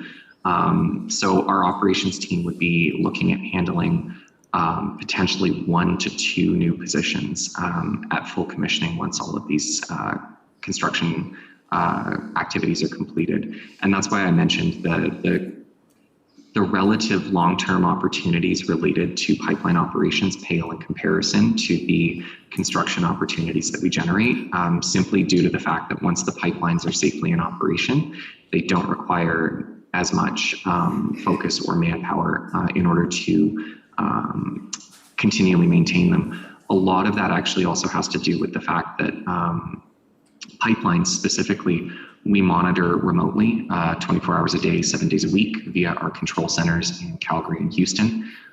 We do have boots on the ground that maintain and inspect those pipelines in person, but it is a much smaller workforce than would be required to build them.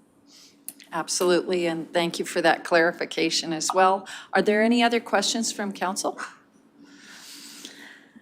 All right, that was very thorough.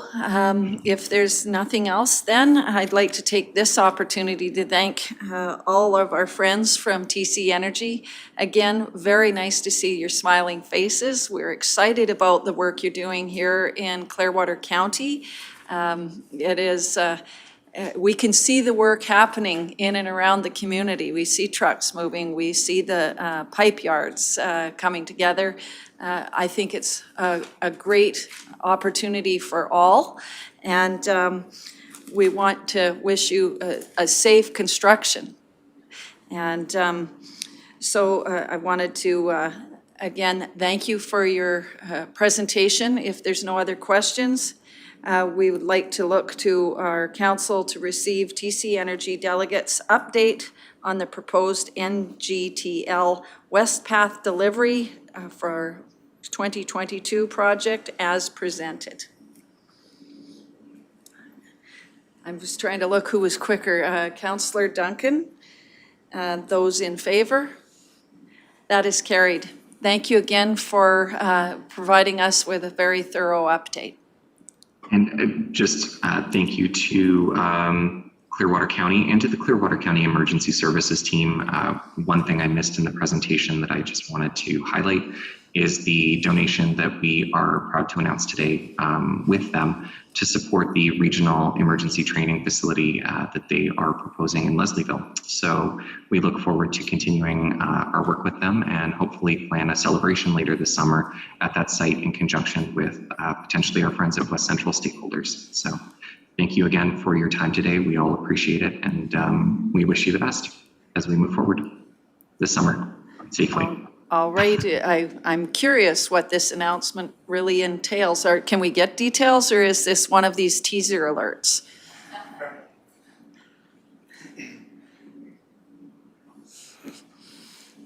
All right, teaser alert. We'll leave it at that. All right, thank you again for dialing in and providing us with an update. I think we'll take a brief recess because I see our next delegation has arrived.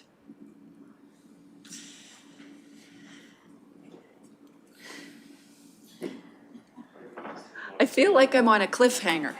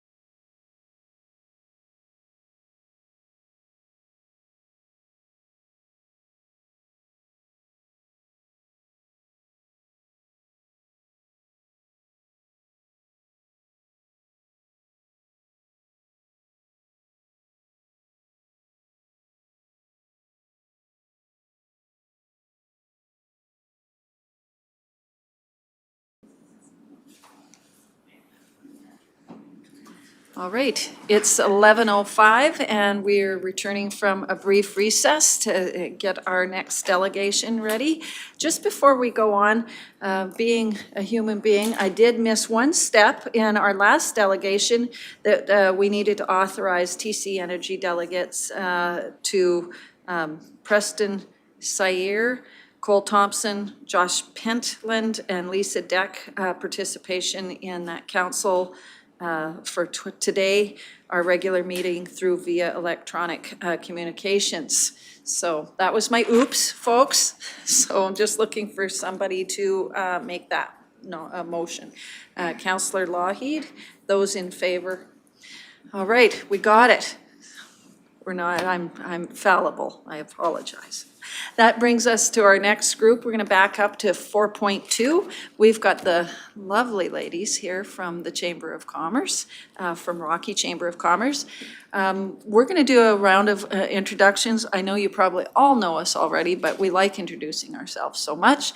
And I usually do this starting with Councillor Duncan. I'm going to start at the far end with Mr. Reid, our CAO. Why, thank you, Reid Blair. I'm honored to go first. Christopher Reid, Chief Administrative Officer with Clearwater County. Good morning, Murray Hagan, Director of Corporate Services. Michelle Swanson, Division 7, Clearwater County. Tim Hoven, Division 6. Good morning, ladies. Teresa Lang, Division 5, Clearwater County. Cami Laird, Division 2. Good morning, John Vandermeer, Division 4.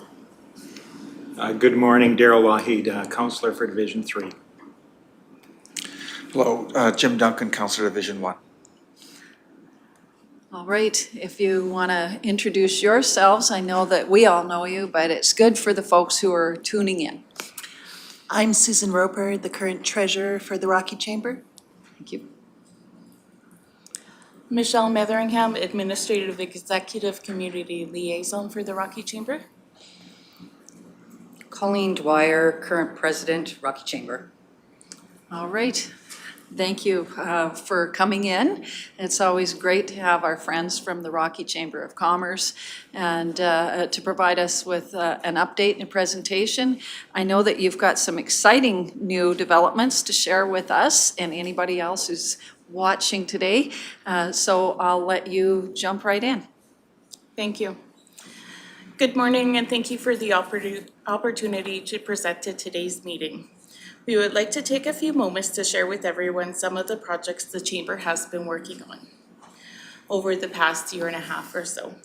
What's open in Rocky? Information have been shared with the community regarding which businesses are open, the services they offer, such as takeout options or curbside delivery. When restrictions increased in December, we added information on capacity of businesses. Passport to Christmas, partnering with the town of Rocky Mountain House and media sponsors B94 and the Mountaineer. Over the 6-week program we ran, we were able to track $1.5 million spent through shopping and prizes. Chamber bucks have been very popular this year with more than $55,000 purchased since last July. The annual business awards were presented virtually this year. The videos can be found on our Facebook page. In February, the Chamber joined the Central Alberta Economic Partnership. We look forward to the additional benefits we will be bringing to our members through that. The Alberta Chambers of Commerce has secured funding for Alberta Chambers to encourage shop local programs. We have been approved for $47,700 of those grant funds. There is a possibility of more on another round. If the dollars are not all utilized, we won't know that for a bit yet. These funds will be used to promote Discover David Thompson Trails, as well as onboarding members and community businesses to an e-commerce site to list services and sell product. We don't know all of the details, or at least I'm not familiar with them yet, but my understanding is it's going to look something like Shopify. And we have all the funds in place to put most of our members on, or whoever would like to be. Community businesses that are not members are also welcome. This spring, we welcome the Rocky Mountain House Clearwater County Healthcare Professions Engagement Team as a subcommittee. The Chamber has always been an active member of the team.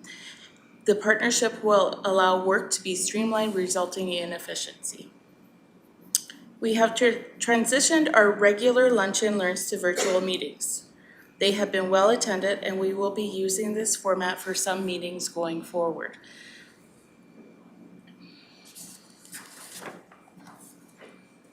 Advocacy is a key benefit that we provide our members. Over the last year, we've had the opportunity and invitations to meet with ministers, present questions, share ideas, and learn. We are in the process of implementing a new software system that is designed for member management. This will assist the office staff by streamlining projects and offer members access to update their own information, as well as other benefits. It will also include a new website. We look forward to introducing it in the very near future. Last fall, we worked with a local business to create a new logo and began completing goals in our communication strategy plan. Just this past weekend, we helped coordinate the community portion of the Central Alberta Aviation Tour. We have heard positive feedback, and it was lovely to see community members out and about and their faces. Throughout the pandemic, the VIC has worked to provide visitors information to ensure they are all well equipped for their activities in hopes of a positive experience. Last month, new units were installed on the Sani kiosks that take Interact for payment, allowing more customers to pay at the kiosk and lower token sales. Tokens are the primary cause of downtime on the kiosks due to having to go out to physically reset the units. The Interact will also allow more customers access to the kiosks outside of office hours. We have been in communication with organizations with similar goals, such as Ignite, Rocky Clearwater, and Clearwater Creative Connections. Clearwater Creative Connections is a group of 8 business people that work collaboratively to bring forward ideas on encouraging local commerce for the good of our region. This group brought forth the idea of an Eat Shop Play app, which is what we would like to show you now. Please, Tracy.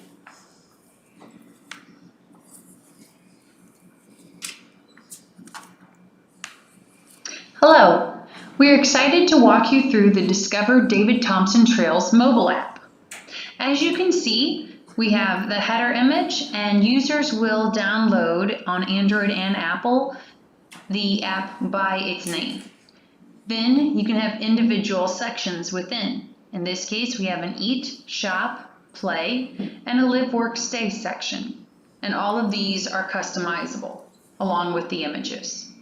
When I click into a section, then the categories can represent, in this case, the different types of cuisines available. So there can be any number of categories, and when I click into it, I'll see an icon which represents the members of the Rocky Mountain Chamber. There, beyond the listing, then the information can also be listed in various ways. For a basic listing for a restaurant, such as Boston Pizza, there would be a call button and a map button, which would open Google Maps or Apple Maps, and then the address is listed. Next, we can do an enhanced listing. And in this case, Boomer's Pub and Grill has a photo, hours, and customized buttons. Finally, the highest level, you can have an image, hours, additional description if you would like, and customized buttons. Beyond that, if I, as a user, favorite a particular restaurant, they can send push notifications, and they are received by anyone who has favorited them. So if A&W has a weekly special, they could send that out, and all of those users that have subscribed to them then will receive that push notification. In the shop section, it also works very similar. There are many categories for different types of shopping opportunities in the area, and they can also be highlighted by members of the chamber or not. In the play section, This is a very interactive piece of the app. There's a whole events section. Any number of activities can be included in the calendar. I can favorite an activity and get a reminder 15 minutes beforehand. I can also click in and get additional details, contact information, map button, etc. For some activities, there may even be images associated and further descriptions or customized buttons. Also, there could be links out to the tourism department or camping, parks, recreation, etc. And if a business is missing, they could also fill out a custom form to make sure that their business or recreation, depending on the category that it's in, could be added as well. Finally, under the Live, Work, Stay section, you can have the same, any number of information categories that apply to your residents. You could also have your municipality section, and so breaking it out, Rocky Mountain House and Clearwater County. And then on another level, things that your residents will need or want to keep you engaged with their services. So always bylaws and policies, but what about community notices or submitting a notice or the events, etc. So you can add any number of categories to these as well to stay engaged with both residents and in the other categories, engaging your visitors as well. Thank you very much.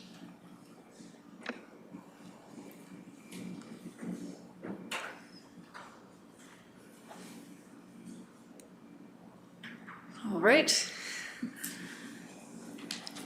Thank you, Tracy. The presentation of the app, the demo, is excellent, and we figure that it's a great demonstration of everything. What we would like to speak to the county about today is the possibility of bringing forth all of your municipality information into one of those buttons, and you could put all of that information on there to populate it. And what we would do is give the county full access to independent access to do it yourself. So it can be set up how you like. And it would be similar to what they were mentioning on the video, where you could put each department and then information under it. And we would be happy to do this at no charge to the county. It is our intention to build this app as a regional go-to resource. All right, that seems like a fabulous idea, actually, to be able to link things and make it simple and easy to access. Mr. Reid, is there any concerns that administration would have with that sort of an opportunity? Or is that something you would need more time to research? You read my mind. There may be, it certainly sounds on first glance like a great opportunity. I can think of something like waste transfer information. Just immediately, we do get some travelers who look for that information. So there's certainly an opportunity there. There may be some risks that we will have to address, and that will require further research. Ms. Roper? Thank you, Cami. Besides appealing to visitors, this app is shown in other municipalities as being very useful to residents. So when you're trying to effectively communicate with residents who may be more apt to use an app, this is a good resource. Yeah, I was thinking road closures and that sort of thing might be quite helpful. Perhaps that's something that if we need to create a motion to have administration check into that, or is that something you're comfortable bringing back for additional information? Again, at a later date, of course. Yeah, with the attendance here today, the information is now part of administration's knowledge, and we can begin that investigation. If council has a specific ask that they would like to direct us to do, then you can certainly feel free to do that. But the information is now part of our knowledge. All right. There's interest and willingness. We just need a little time to sort it out. Councillor Swanson. Yes, I've been playing with this app now since you've released it, so I'm quite enjoying scrolling and looking and going through the different opportunities there. So, and anybody that I'm talking to, and I'm like, did you download the app? Did you download the app? So I think it's great. My question comes as the businesses come online. Is there a visual, I'm thinking, and I'm going back to my Masters Games time, where you could put a cling on that business door to remind them as visitors are going through that door, it is, do you have the app or did you download the app, kind of a thing. So is that something that's crossed your table, or is that something that that we could investigate further? Thank you, Councillor Swanson. Absolutely, it's one of the things that we've been working on. We just haven't got to that piece of the puzzle yet. Councillor Lang. You've maybe already mentioned this, but I just need clarification. As a member of the Chamber of Commerce, are those members automatically included in this app, or do you need to send out some information for them to give a nay or yay? Great question. Absolutely, everyone, all businesses are included on the app.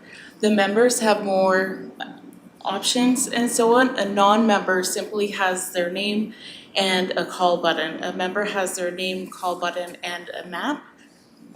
Pardon me. And then there are advertising opportunities going up from there where you can have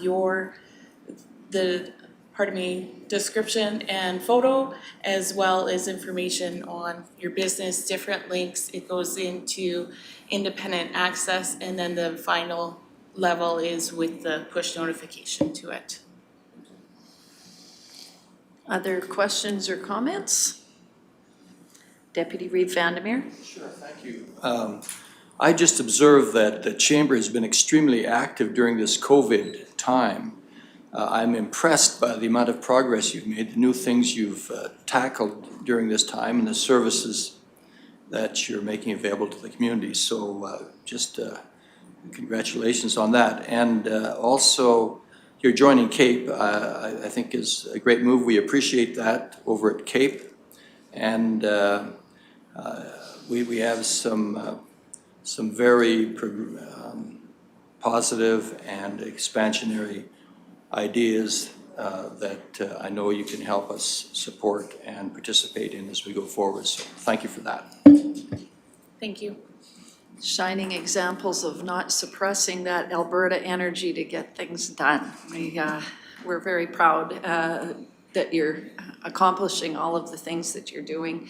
And again, this app is fantastic. Other comments? If there are none, thank you again, ladies, for coming and presenting.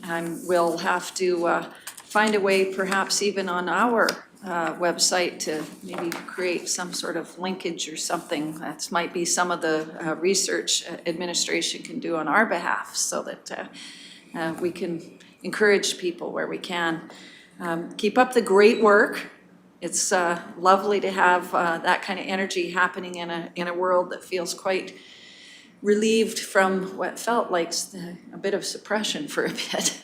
So what I'd be looking for our council, that we receive the Rocky and District Chamber of Commerce update and Discover David Thompson Trails mobile app demonstration for information as presented. Councillor Swanson beat you to the offer. Those in favor? That is carried. Thank you again, ladies, for presenting to us. Thank you.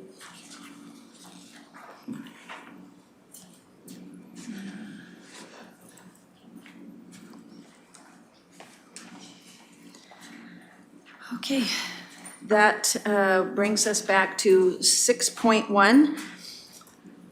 With regard to the Town of Rocky Mountain House and Clearwater County Wastewater Lagoon Agreement. I see that Mr. Reed has brought Mr. Magnus along to help walk us through this one. So. Good morning, Reeve Laird, Deputy Reeve Vandermeer, Council.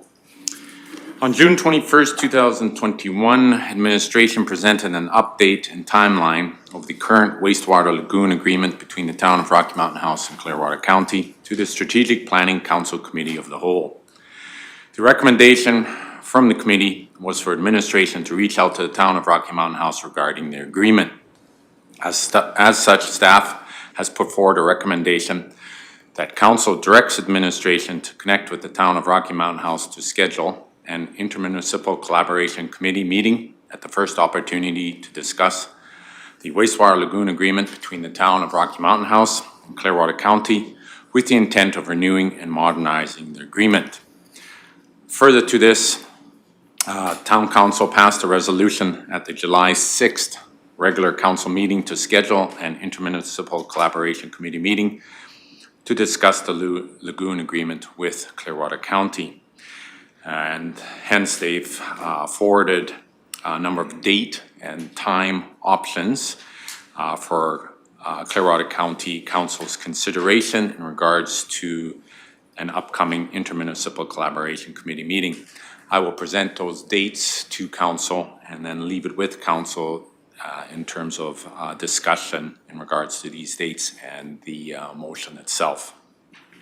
So the dates put forward by the town are Monday, August 9th. Again, Monday, August 9th, 9 a.m. to 12 p.m. or 1 p.m. to 4 p.m.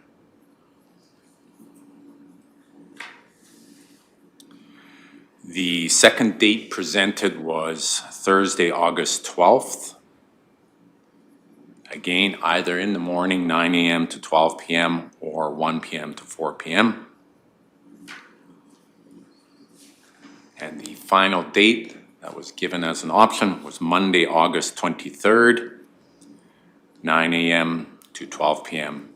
or 1 p.m. to 4 p.m. If you would like, I can repeat any of those dates and times.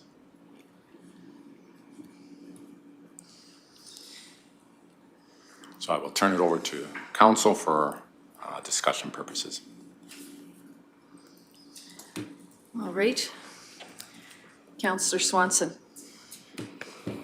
I have one question in regards to the agreement itself. So it's on page 9 of 39. It's point 2.3.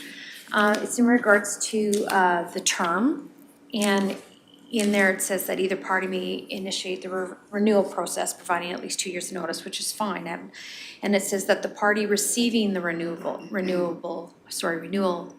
notice, the receiving party, must provide their consent to the renewal at least a year and 6 months prior to the expiry. Are we the receiving party, or is the town the receiving party? I believe the town is, because they, in viewing their council meeting, they did attach our, so I'm basing what I know, and Christopher may be able to add on if I'm incorrect in any way. They did attach our entire agenda item to their agenda. And when I say our agenda item, the Strategic Planning Committee meeting as a whole agenda item that was presented to you on the 21st, okay. June 21st. So I would take that as them being the receiving party. But I'll leave that to Mr. Reid here to clarify if I'm in any way incorrect. Mr. Reid. I would only say that my question is, I don't think it matters in this case. We initiated the conversation. Their motion will come, pardon me, will come before your motion, but it certainly appears that we are all on the same page here. These two municipalities want to modernize this agreement, so we're nowhere near the concern that you're bringing forward. So I think we could just move forward. Okay. Yeah. Thank you. All right, other questions? Councillor Lang? Tracy, Lynn, are you able to provide us information who all's on the ICC for the viewing public?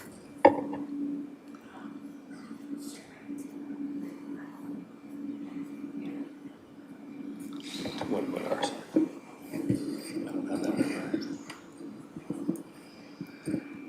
Mr. Reid? This is one of those new guy moments where I don't have this memorized, so you'll have to give me a moment.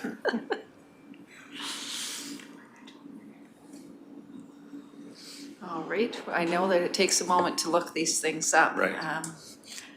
and it's just for clarity. We have so many different committees that is no surprise that none of us remember them in finite detail.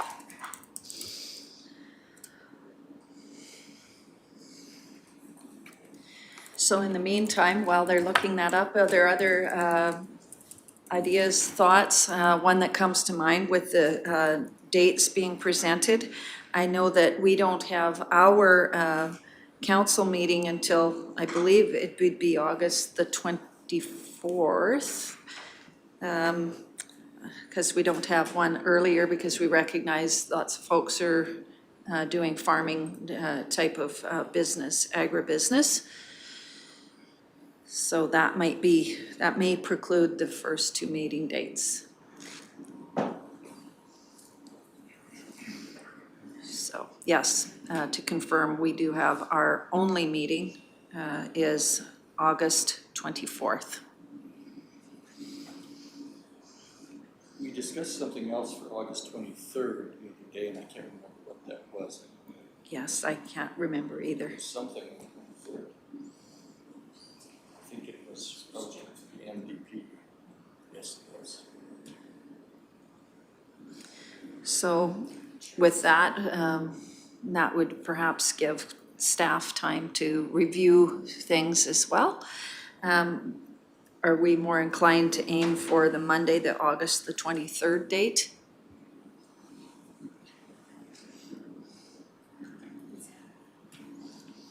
We're waiting to see who else on this committee.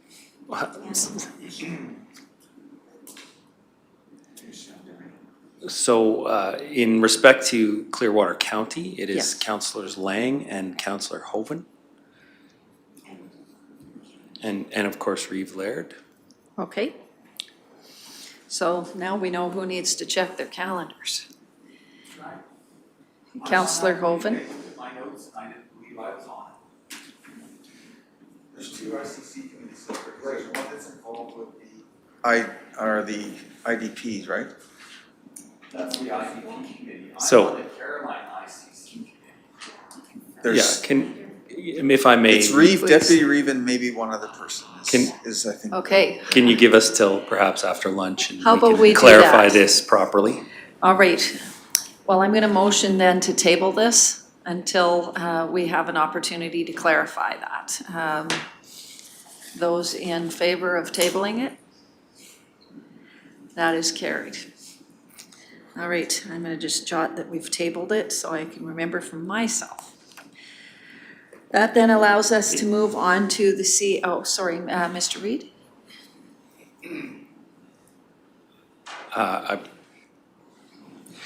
Point of procedure, if Okay. we could go back on, I mean, to get the main motion without requiring the dates, council could move through this item. And the date discussion could be a second motion that is tabled. It should be a second motion anyway. So if council wanted to continue this discussion, get through the main motion, which is we connect to schedule, right? Okay. And then the date motion, if you would like to suggest different dates, you could do that secondarily. I guess it's really no net result here. I'm doing this on the fly, so maybe I withdraw my comment. You've already tabled it. Let's continue moving. Feel free, Reeve Laird, to run your own meeting. I apologize. No, that's quite all right. I anticipate that we'll be able to achieve both those motions when we come back, and it allows staff and administration time to look up a couple things. And it allows our council members to figure out their calendars and scheduling. But no, I appreciate the offer. That allows us then to move on to 7.1, the CAO report. Thank you again, Reeve Laird and council. I will do my best to be simple and succinct. So you will see just 3 items on the CAO report. They are a bit lengthy. I won't read them verbatim, but the first one, of course, is the RMA and AUMA virtual workshop opportunity. So drawing that to council's attention, it may be of value for you to attend if you can make that time available. And of course, you could connect with Ms. Haight to get registered.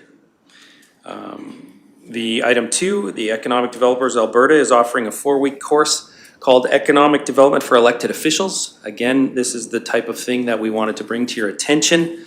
It may be of value to you if you were interested and could make that time. And item 3, you will have found an email this morning earlier from Ms. Haggart with the details of this Pan-Canadian Working Group response on rural crime. So Ms. Haggart and her staff have already worked through an administrative response for council review, and you can certainly feel free to add any comments you may have or questions you may have. But we, of course, will respond on behalf of Clearwater County. And with that, the CAO report is done. If you have any questions, of course, I'm open to them. All right, are there any questions or comments with regard to the CAO report? Councillor Swanson? Just for point of clarification, in regards to the EDA for recourse, would we need a motion for councillor remuneration for, or in that particular instance? Or is it just part of our, I'm not sure if this is a charge, because we are, I believe we already are EDA members, but just for clarification on that portion of it. I believe we're part of, that would be considered part of our training, but Mr. Reid? I would agree, Reeve Laird. This would be considered part of your training time. Okay, thank you. All right, Councillor Duncan? I may be confused. Didn't we take a course together here?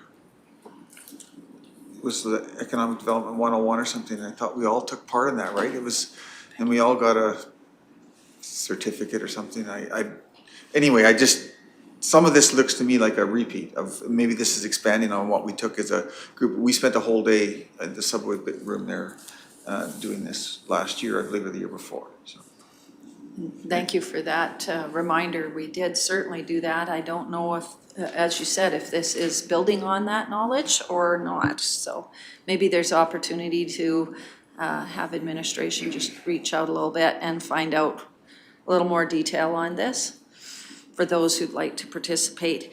I know I did reach out to Tracy Lynn, and I know I wasn't the only counselor who checked on point number 1 about getting on that truth and reconciliation training, but I believe we're on wait lists right now. It filled very fast. I don't know if there's other opportunities that's coming, but given the interest in it, I would imagine they'll probably give us additional dates as we go forward. Mr. Reid?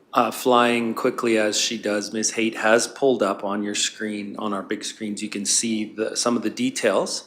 And I would suggest that rather than administration telling you what it's about, I would suggest that you all, the link is right in the CAO report. Okay. So you could go there and determine whether or not this is additional information or information you already have, if I may be so bold. Well, that's a fantastic suggestion. So that saves us burdening you, and we've already got the link, so that's perfect. All right, any other questions or comments with regard to the CAO report? If none, we will move on then to the Public Works report. Thank you again, Reeve Laird. I will only introduce to say both Director Hansen and Director Magnus did not see anything of note that felt their attendance was warranted. If there are any questions on any of these items, I may be of assistance, or we will do as we did last time, where they will reply to all councillors with the answers. All right. Any questions or comments with regard to the Public Works report? I don't know, we might be getting off pretty lucky today. I know I had something earlier in my mind, but I'm quite confident that it is covered here. I know everybody's giving that a quick look. Councillor Duncan? The base pay for River Road, have we authorized budget for that, or is that, it's in budget already then? We don't have to do something about contingency there? Correct. It's all accepted and the contracts are signed and that work will begin as soon as possible. But of course, with the vagaries of contracting, we hope for sooner rather than later, but it will be up to the contractor now. But that project is a go. Thank you. Other comments or questions? Did you have a supplemental, Councillor Duncan? No, I'm good, thanks. Okay. Well, seeing none, we'll move on to councillor reports. I'll start with Councillor Duncan. Nothing to report at this time, thank you. Councillor Lougheed. And I can echo the same, nothing to report. All right. Deputy Reeve Vandermeer. Thank you. Yes, two items of interest last week. Last week, as the chair of CAPE, I had the opportunity to meet with two of our local Indigenous leaders, Chief Beaverbones from Ochese and Chief French Eater from the Sunchild Band. And we discussed the Connections Corridor project in particular, and those two representatives indicated their interest and enthusiasm to join the Central Alberta Economic Partnership in furthering that project. So we're very pleased to see that. And secondly, I toured the Enhance Energy Limited carbon capture facility near Clive, Alberta, also as a part of my CAPE activities. And that's the most advanced carbon capture project here in the province and probably leads the way in terms of efficiency. It takes carbon dioxide from the heartland area near Redwater in a pipeline. I think it's about 240 kilometers long from Redwater down to near Clive. And they inject carbon dioxide there into a long standing and partially depleted oil reservoir to sweep more oil out of the reservoir, and at the same time to capture and store the carbon dioxide long term. So they receive the benefits of selling more crude oil, but they also receive carbon capture credits from the government. So it's part of the carbon tax arrangement in the long run. So it's an evolving industry here in Alberta to capture carbon using old or in some cases depleted hydrocarbon reservoirs to store carbon dioxide. And Alberta is uniquely positioned to store carbon dioxide and could store carbon dioxide to offset all of the carbon dioxide emissions for Canada. So this is a situation where consumers of hydrocarbons, or users of hydrocarbons in Eastern Canada will be paying for the storage of carbon dioxide in Alberta. So it's an emerging industry, and I'm sure other pipeline companies and other industrial participants in Alberta will be expanding this effort, and it'll help to offset some of the declining jobs in the conventional oil and gas business, and it of course uses the same technical skills. So it's preserving jobs from our oil and gas industry, but using them in a slightly different way. So I found it very interesting. All right, any questions or comments for Deputy Reeve Vandermeer? Councillor Swanson? So quick question on that facility. Was it a grants coming in from the federal and provincial government for that particular facility, or is it a privately owned? It's privately owned, but of course they will, the federal and provincial government actually participated in building the pipeline to move the CO2. And the Enhanced Energy will enjoy the carbon tax credits coming back for that facility. Councillor Lang. Yeah, that was interesting, Deputy Vandermeer. My question is, you mentioned Redwater is where they're taking the CO2 from. Why Redwater? Is it concentrated area? Well, there are a couple of, the Sturgeon refinery is one source, but the other one is the Redwater fertilizer plant. And I'm not sure who owns that. It used to be owned by Imperial Oil, but it's got a different owner now. But anyway, that fertilizer plant is a major emitter of CO2. But as you can imagine, there are many other large emitters of CO2 across the province, and one of those emitters that is not yet tapped and stored are the cement manufacturers like an Exshaw. So there's a possibility of a pipeline network developing that would cover significant areas of the province. Other questions or comments? Seeing none, we'll go to Councillor Lang. No reports today. Okay. Councillor Hoven. Nothing to report today. Councillor Swanson.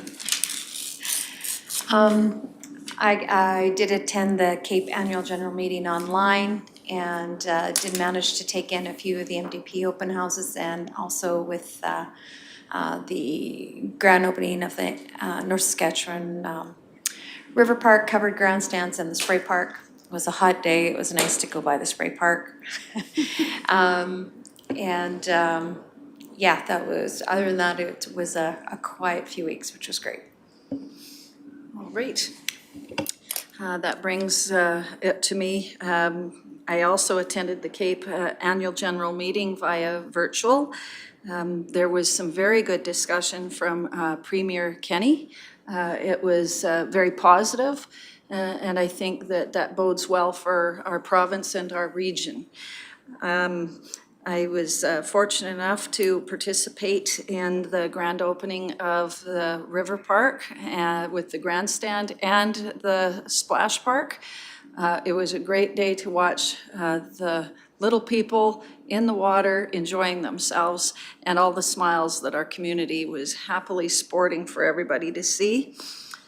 And Minister or MLA Nixon attended that as well.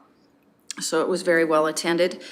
On July the 2nd, we had a virtual meeting with Minister Chandros and MLA Nixon and Mayor Burke with regard to a reduction in hospital beds here at Rocky. It's a temporary reduction from 27 to 33, or 33 to 27, my apologies. We're down 6 beds. It's a shortage of staff kind of over the summer and post-COVID, I'll say respite. They're trying to recover from the efforts that they've had over the last year and a half. On the 7th, CAO Reid and I had an opportunity to tour Division 2. And so now I think that concludes the tours of getting to know who and where all the important things are in our county. So that was great. Then on the 8th, we had our Rocky Airport committee meeting, and it is currently in recess. We had a very large agenda, and so we're currently in recess until, I believe it's July the 29th. I'd have to go and look at my notes. And then we'll reconvene and complete the agenda and any other information that may come along to help us with that particular meeting. And then with regard to the airport theme, on Saturday, I had the opportunity, along with Councillor Swanson and CAO Reid, to attend our airport tour that came through. And it was very well attended. It was a great day for our community. I hope that we will do more of these type of events, and I can just see great things moving forward. So that's my report. That brings us, and unless there's any questions, that brings us then, oh, go ahead, Councillor Duncan. Just a comment on the bed shortage. I did notice on I heard somewhere online or the radio that that's not unique to here, that it's something like 90 beds across the province that have been reduced for the same reasons as you outlined. So it's hopefully we will get through it all right, but it sounds like we're doing fine. Yes, and thank you for that clarity. We are not the only one that's being affected, for sure. That brings us to 7.4, the Clearwater Regional Fire Rescue Services report. Perhaps, Mr. Reid, if you would be so inclined, if there's any questions, I guess. That's correct. So Fire Chief's report as presented. The only thing I will add is that WUI team being up to speed. There may be opportunities where those experts are tasked elsewhere as certainly the forest fire situation changes. So, we're very lucky that we have that asset here and that they are such an integrated part of our system. But of course, we won't leave Clearwater County without our own resources, but that team especially gives us extra assets that can be used to assist in other places. And so you may see some news about that coming up. And of course, you did meet Chief Brown this morning already. But I wanted to mention that I already see in Chief Brown, and also the WUI team was also out at the Saturday event at the airport, and they did that on their own accord.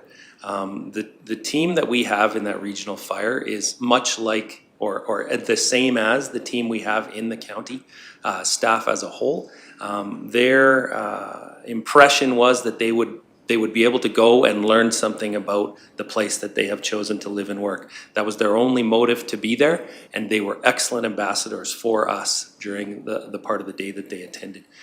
So just another reminder of, I think, how deep this staff is and how deep their love of our community is. So I just wanted to highlight that. And thank you. One of the things that I did notice in here under point number 3 is it appears that there is going to be a request coming forward perhaps during capital budget discussions to include, it looks like utility crew cab trucks. And I guess part of that is just having clearer understanding of what kind of budget implications and ensuring that we have the conversations with our partners, with the village and the town of Rocky Mountain House to ensure that we, I think, clearly understand that potential impacts there. Because I don't know if that creates a change in a level of service that we may have to further discuss, or if it's how we approach that. But I see a little bit of administration and I'll say joint council discussions coming forward on that request. I'm not even sure exactly what that proposal will look like, but it just kind of caught my attention. Also on point number 6, I see we did have, it sounds like the WUI team did go out into Parkland County. How many, was it just the WUI team, and what all units did they take? Did we get an update on that? I do not have specifics. I believe it was, anyway, I don't have the specifics, but we could certainly let council know. Okay, it's good to help out the neighbors, especially when you've perhaps snitched one of their staff.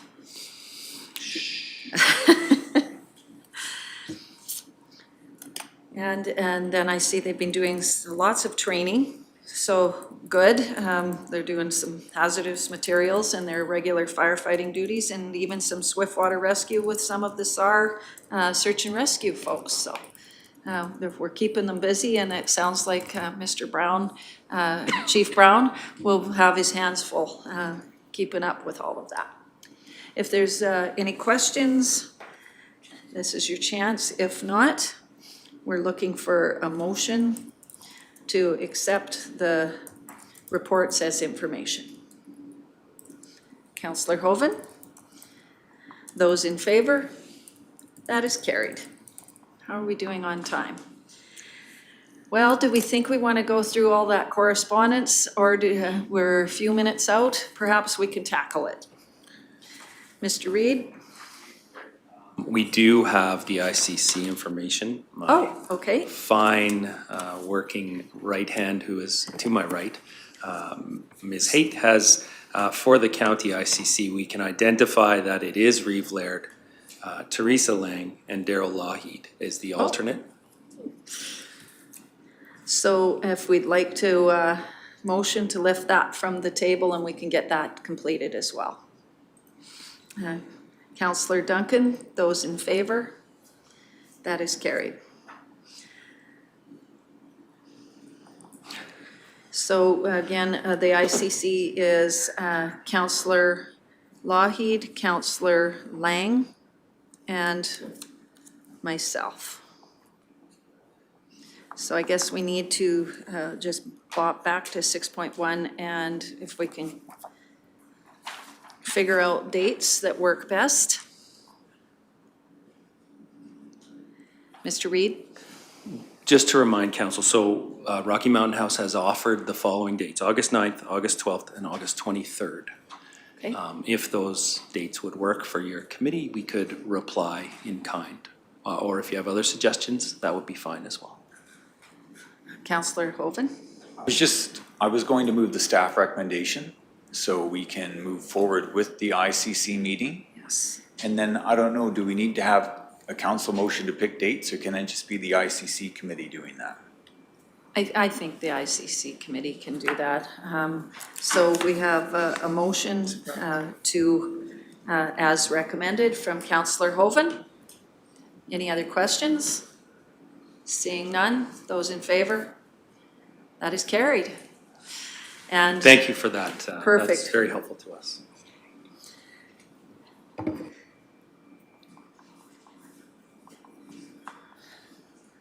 that brings us to item number 8, and that's all that correspondence.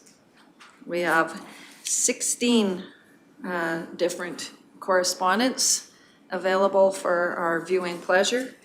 If we've got any particular questions on, I will say 10 of these are from my note, 10 are various municipalities supporting RCMP. So that seems to be a theme in the province at the moment. So if there's any questions with regard to the correspondence, and if it is, let us know which one. There's 16 to choose from. Councillor Swanson. Yes, I just want to address the first one from the Taxpayer Association in regards to that. So I do believe CEO Reid has responded to that particular correspondence, but and it's on various points, not only the MDP review, but also the broadband in that regards. But I know in my attendance through the MDP review meetings, there was words in regards to, directed to me, because I have used this during public live stream meetings and in the past, and that was in regards to the silent majority. And I just want to clarify my words in that, when I refer to the silent majority, that in no way does it imply that the comments that I have received were all pro-subdivision, and that the constituents that contacted me on both sides of that issue just simply refused to go in public and view their concerns, whether it be at a meeting or via, any of that stuff, or via public. They're just not willing to put their comments out there in regards, because of what they've said to me is either online shaming or the guilt and harassment that comes with that. So I know it's been a hard year with COVID and everything else. And so if I will retract my words, the silent majority, but understand that every constituent has one vote in this county, and even though they may not voice it, there's other issues in the background, and that is, number one, if they choose not to go public with it in a public meeting, because, like I said before, so be it, and that's where we get those calls. So anyway, I just wanted to raise that fact that through the CCTA things, it's been said there that you know, we aren't listening, and we are, and it's just maybe through our constituents and our residents that we are helping them voice their opinions. Right, very well. Councillor Hoven? No, I'm sorry, I didn't mean to press my light. Okay, it was just a lingering button pushing opportunity there. I did note in this, there seemed to be some interest in doing a survey. I would suggest at this point, I know that there will be other information that comes back to our council for us to consider now that we've completed all of these public events. And I think that that's an opportunity for this council to have a conversation about the survey and whether we think that that is a path forward or not, and some timing. And I would suggest it's going to take administration a little bit of time to put all of that information together into a package that we can absorb and come up with a path forward and a plan from where we go from here, because we will have learned some stuff. The other thing that I noticed kind of at the end, it was the reply. Is there a need to do a formal reply as a letter, or are we comfortable with the emails that Mr. Reid has been able to forward back to Ms. Cole? That's the only piece that kind of stands out to me. That's, I think, our opportunity to give Mr. Reid a little bit of direction on, are we comfortable with the emails, or do we want a formal reply back?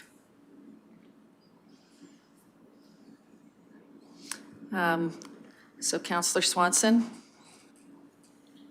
I'm comfortable with the reply that Mr. Reid is going through the email. Okay. I guess I'm going to poll y'all now. Councillor Hoven. Would there be any difference between the emails and a reply printed out on paper and sent through the mail? Mr. Reid? Not unless council were to to ask for some difference to be. I mean, the information is exactly the same, and the information is, in essence, carries the same weight either way. Well, since the information would not be changing, I'm comfortable with the correspondence done electronically. Very well. Councillor Lang? So yeah, I'm also comfortable with your email reply. Deputy Reeve Vandermeer? Councillor Lougheed and Councillor Duncan agree, and I do as well then. Just wanted to make sure that we were ensuring that all these questions have been answered. And I think that that covers that particular piece of correspondence. Are there other particular pieces of correspondence that we would like to delve into? If not, I'd be looking for a motion to accept correspondence as information. Councillor Swanson, those in favor? That is carried. That brings us to an optimal opportunity. I see that lunch has arrived, and never want to be between folks and their tummies. So why don't we take a recess for, or a lunch break recess? Would 30 minutes work for everybody? Okay, a 30-minute break.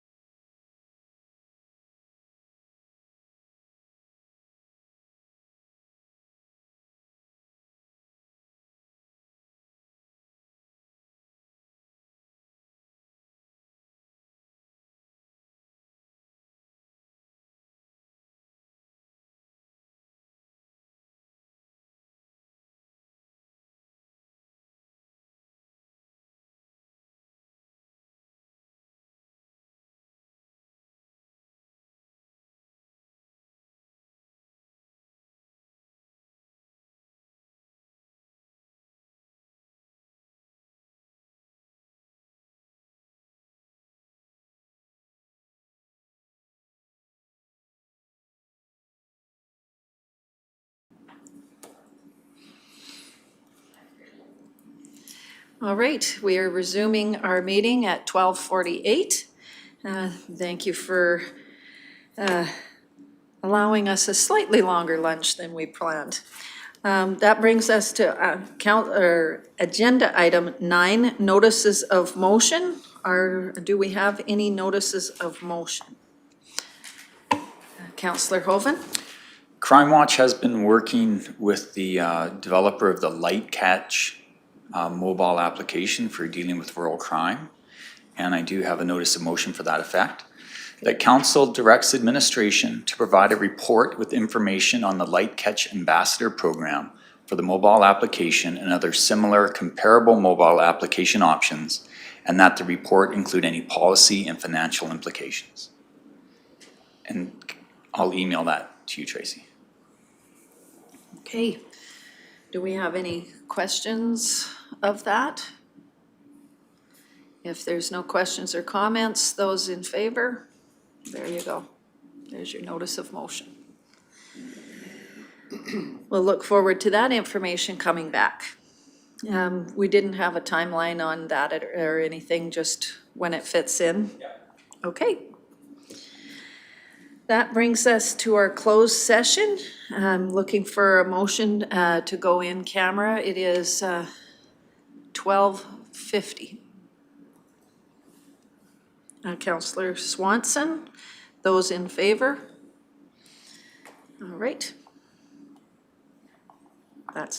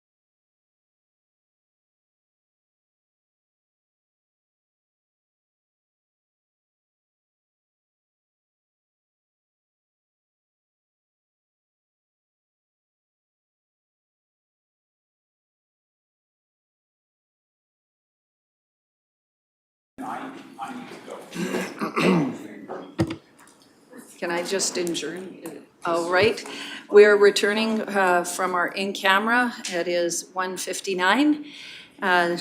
Couple closing remarks. Again, thank you to our administration for your continued support and efforts. You can find today's council meeting highlights and video posted on our website. By way of reminder, our next regular council meeting is scheduled for July the 27th. While we recognize that COVID-19 restrictions are easing somewhat, we also acknowledge that it is here to stay. Please take appropriate precautions and celebrate your summer safely. We are in the swing of our summer season right now. And I am reminded that summer is when the days get a little longer, the stars shine a little brighter, and the water gets a little warmer. The music always gets a lot louder, and life feels just a little bit better. Summer is like powered gold over our grassy hillsides, and we are so blessed for that. We as the County Council hope everyone is out enjoying absolutely all those beautiful days. I'm looking for someone to adjourn our meeting. Councillor Duncan, those in favor? That is carried.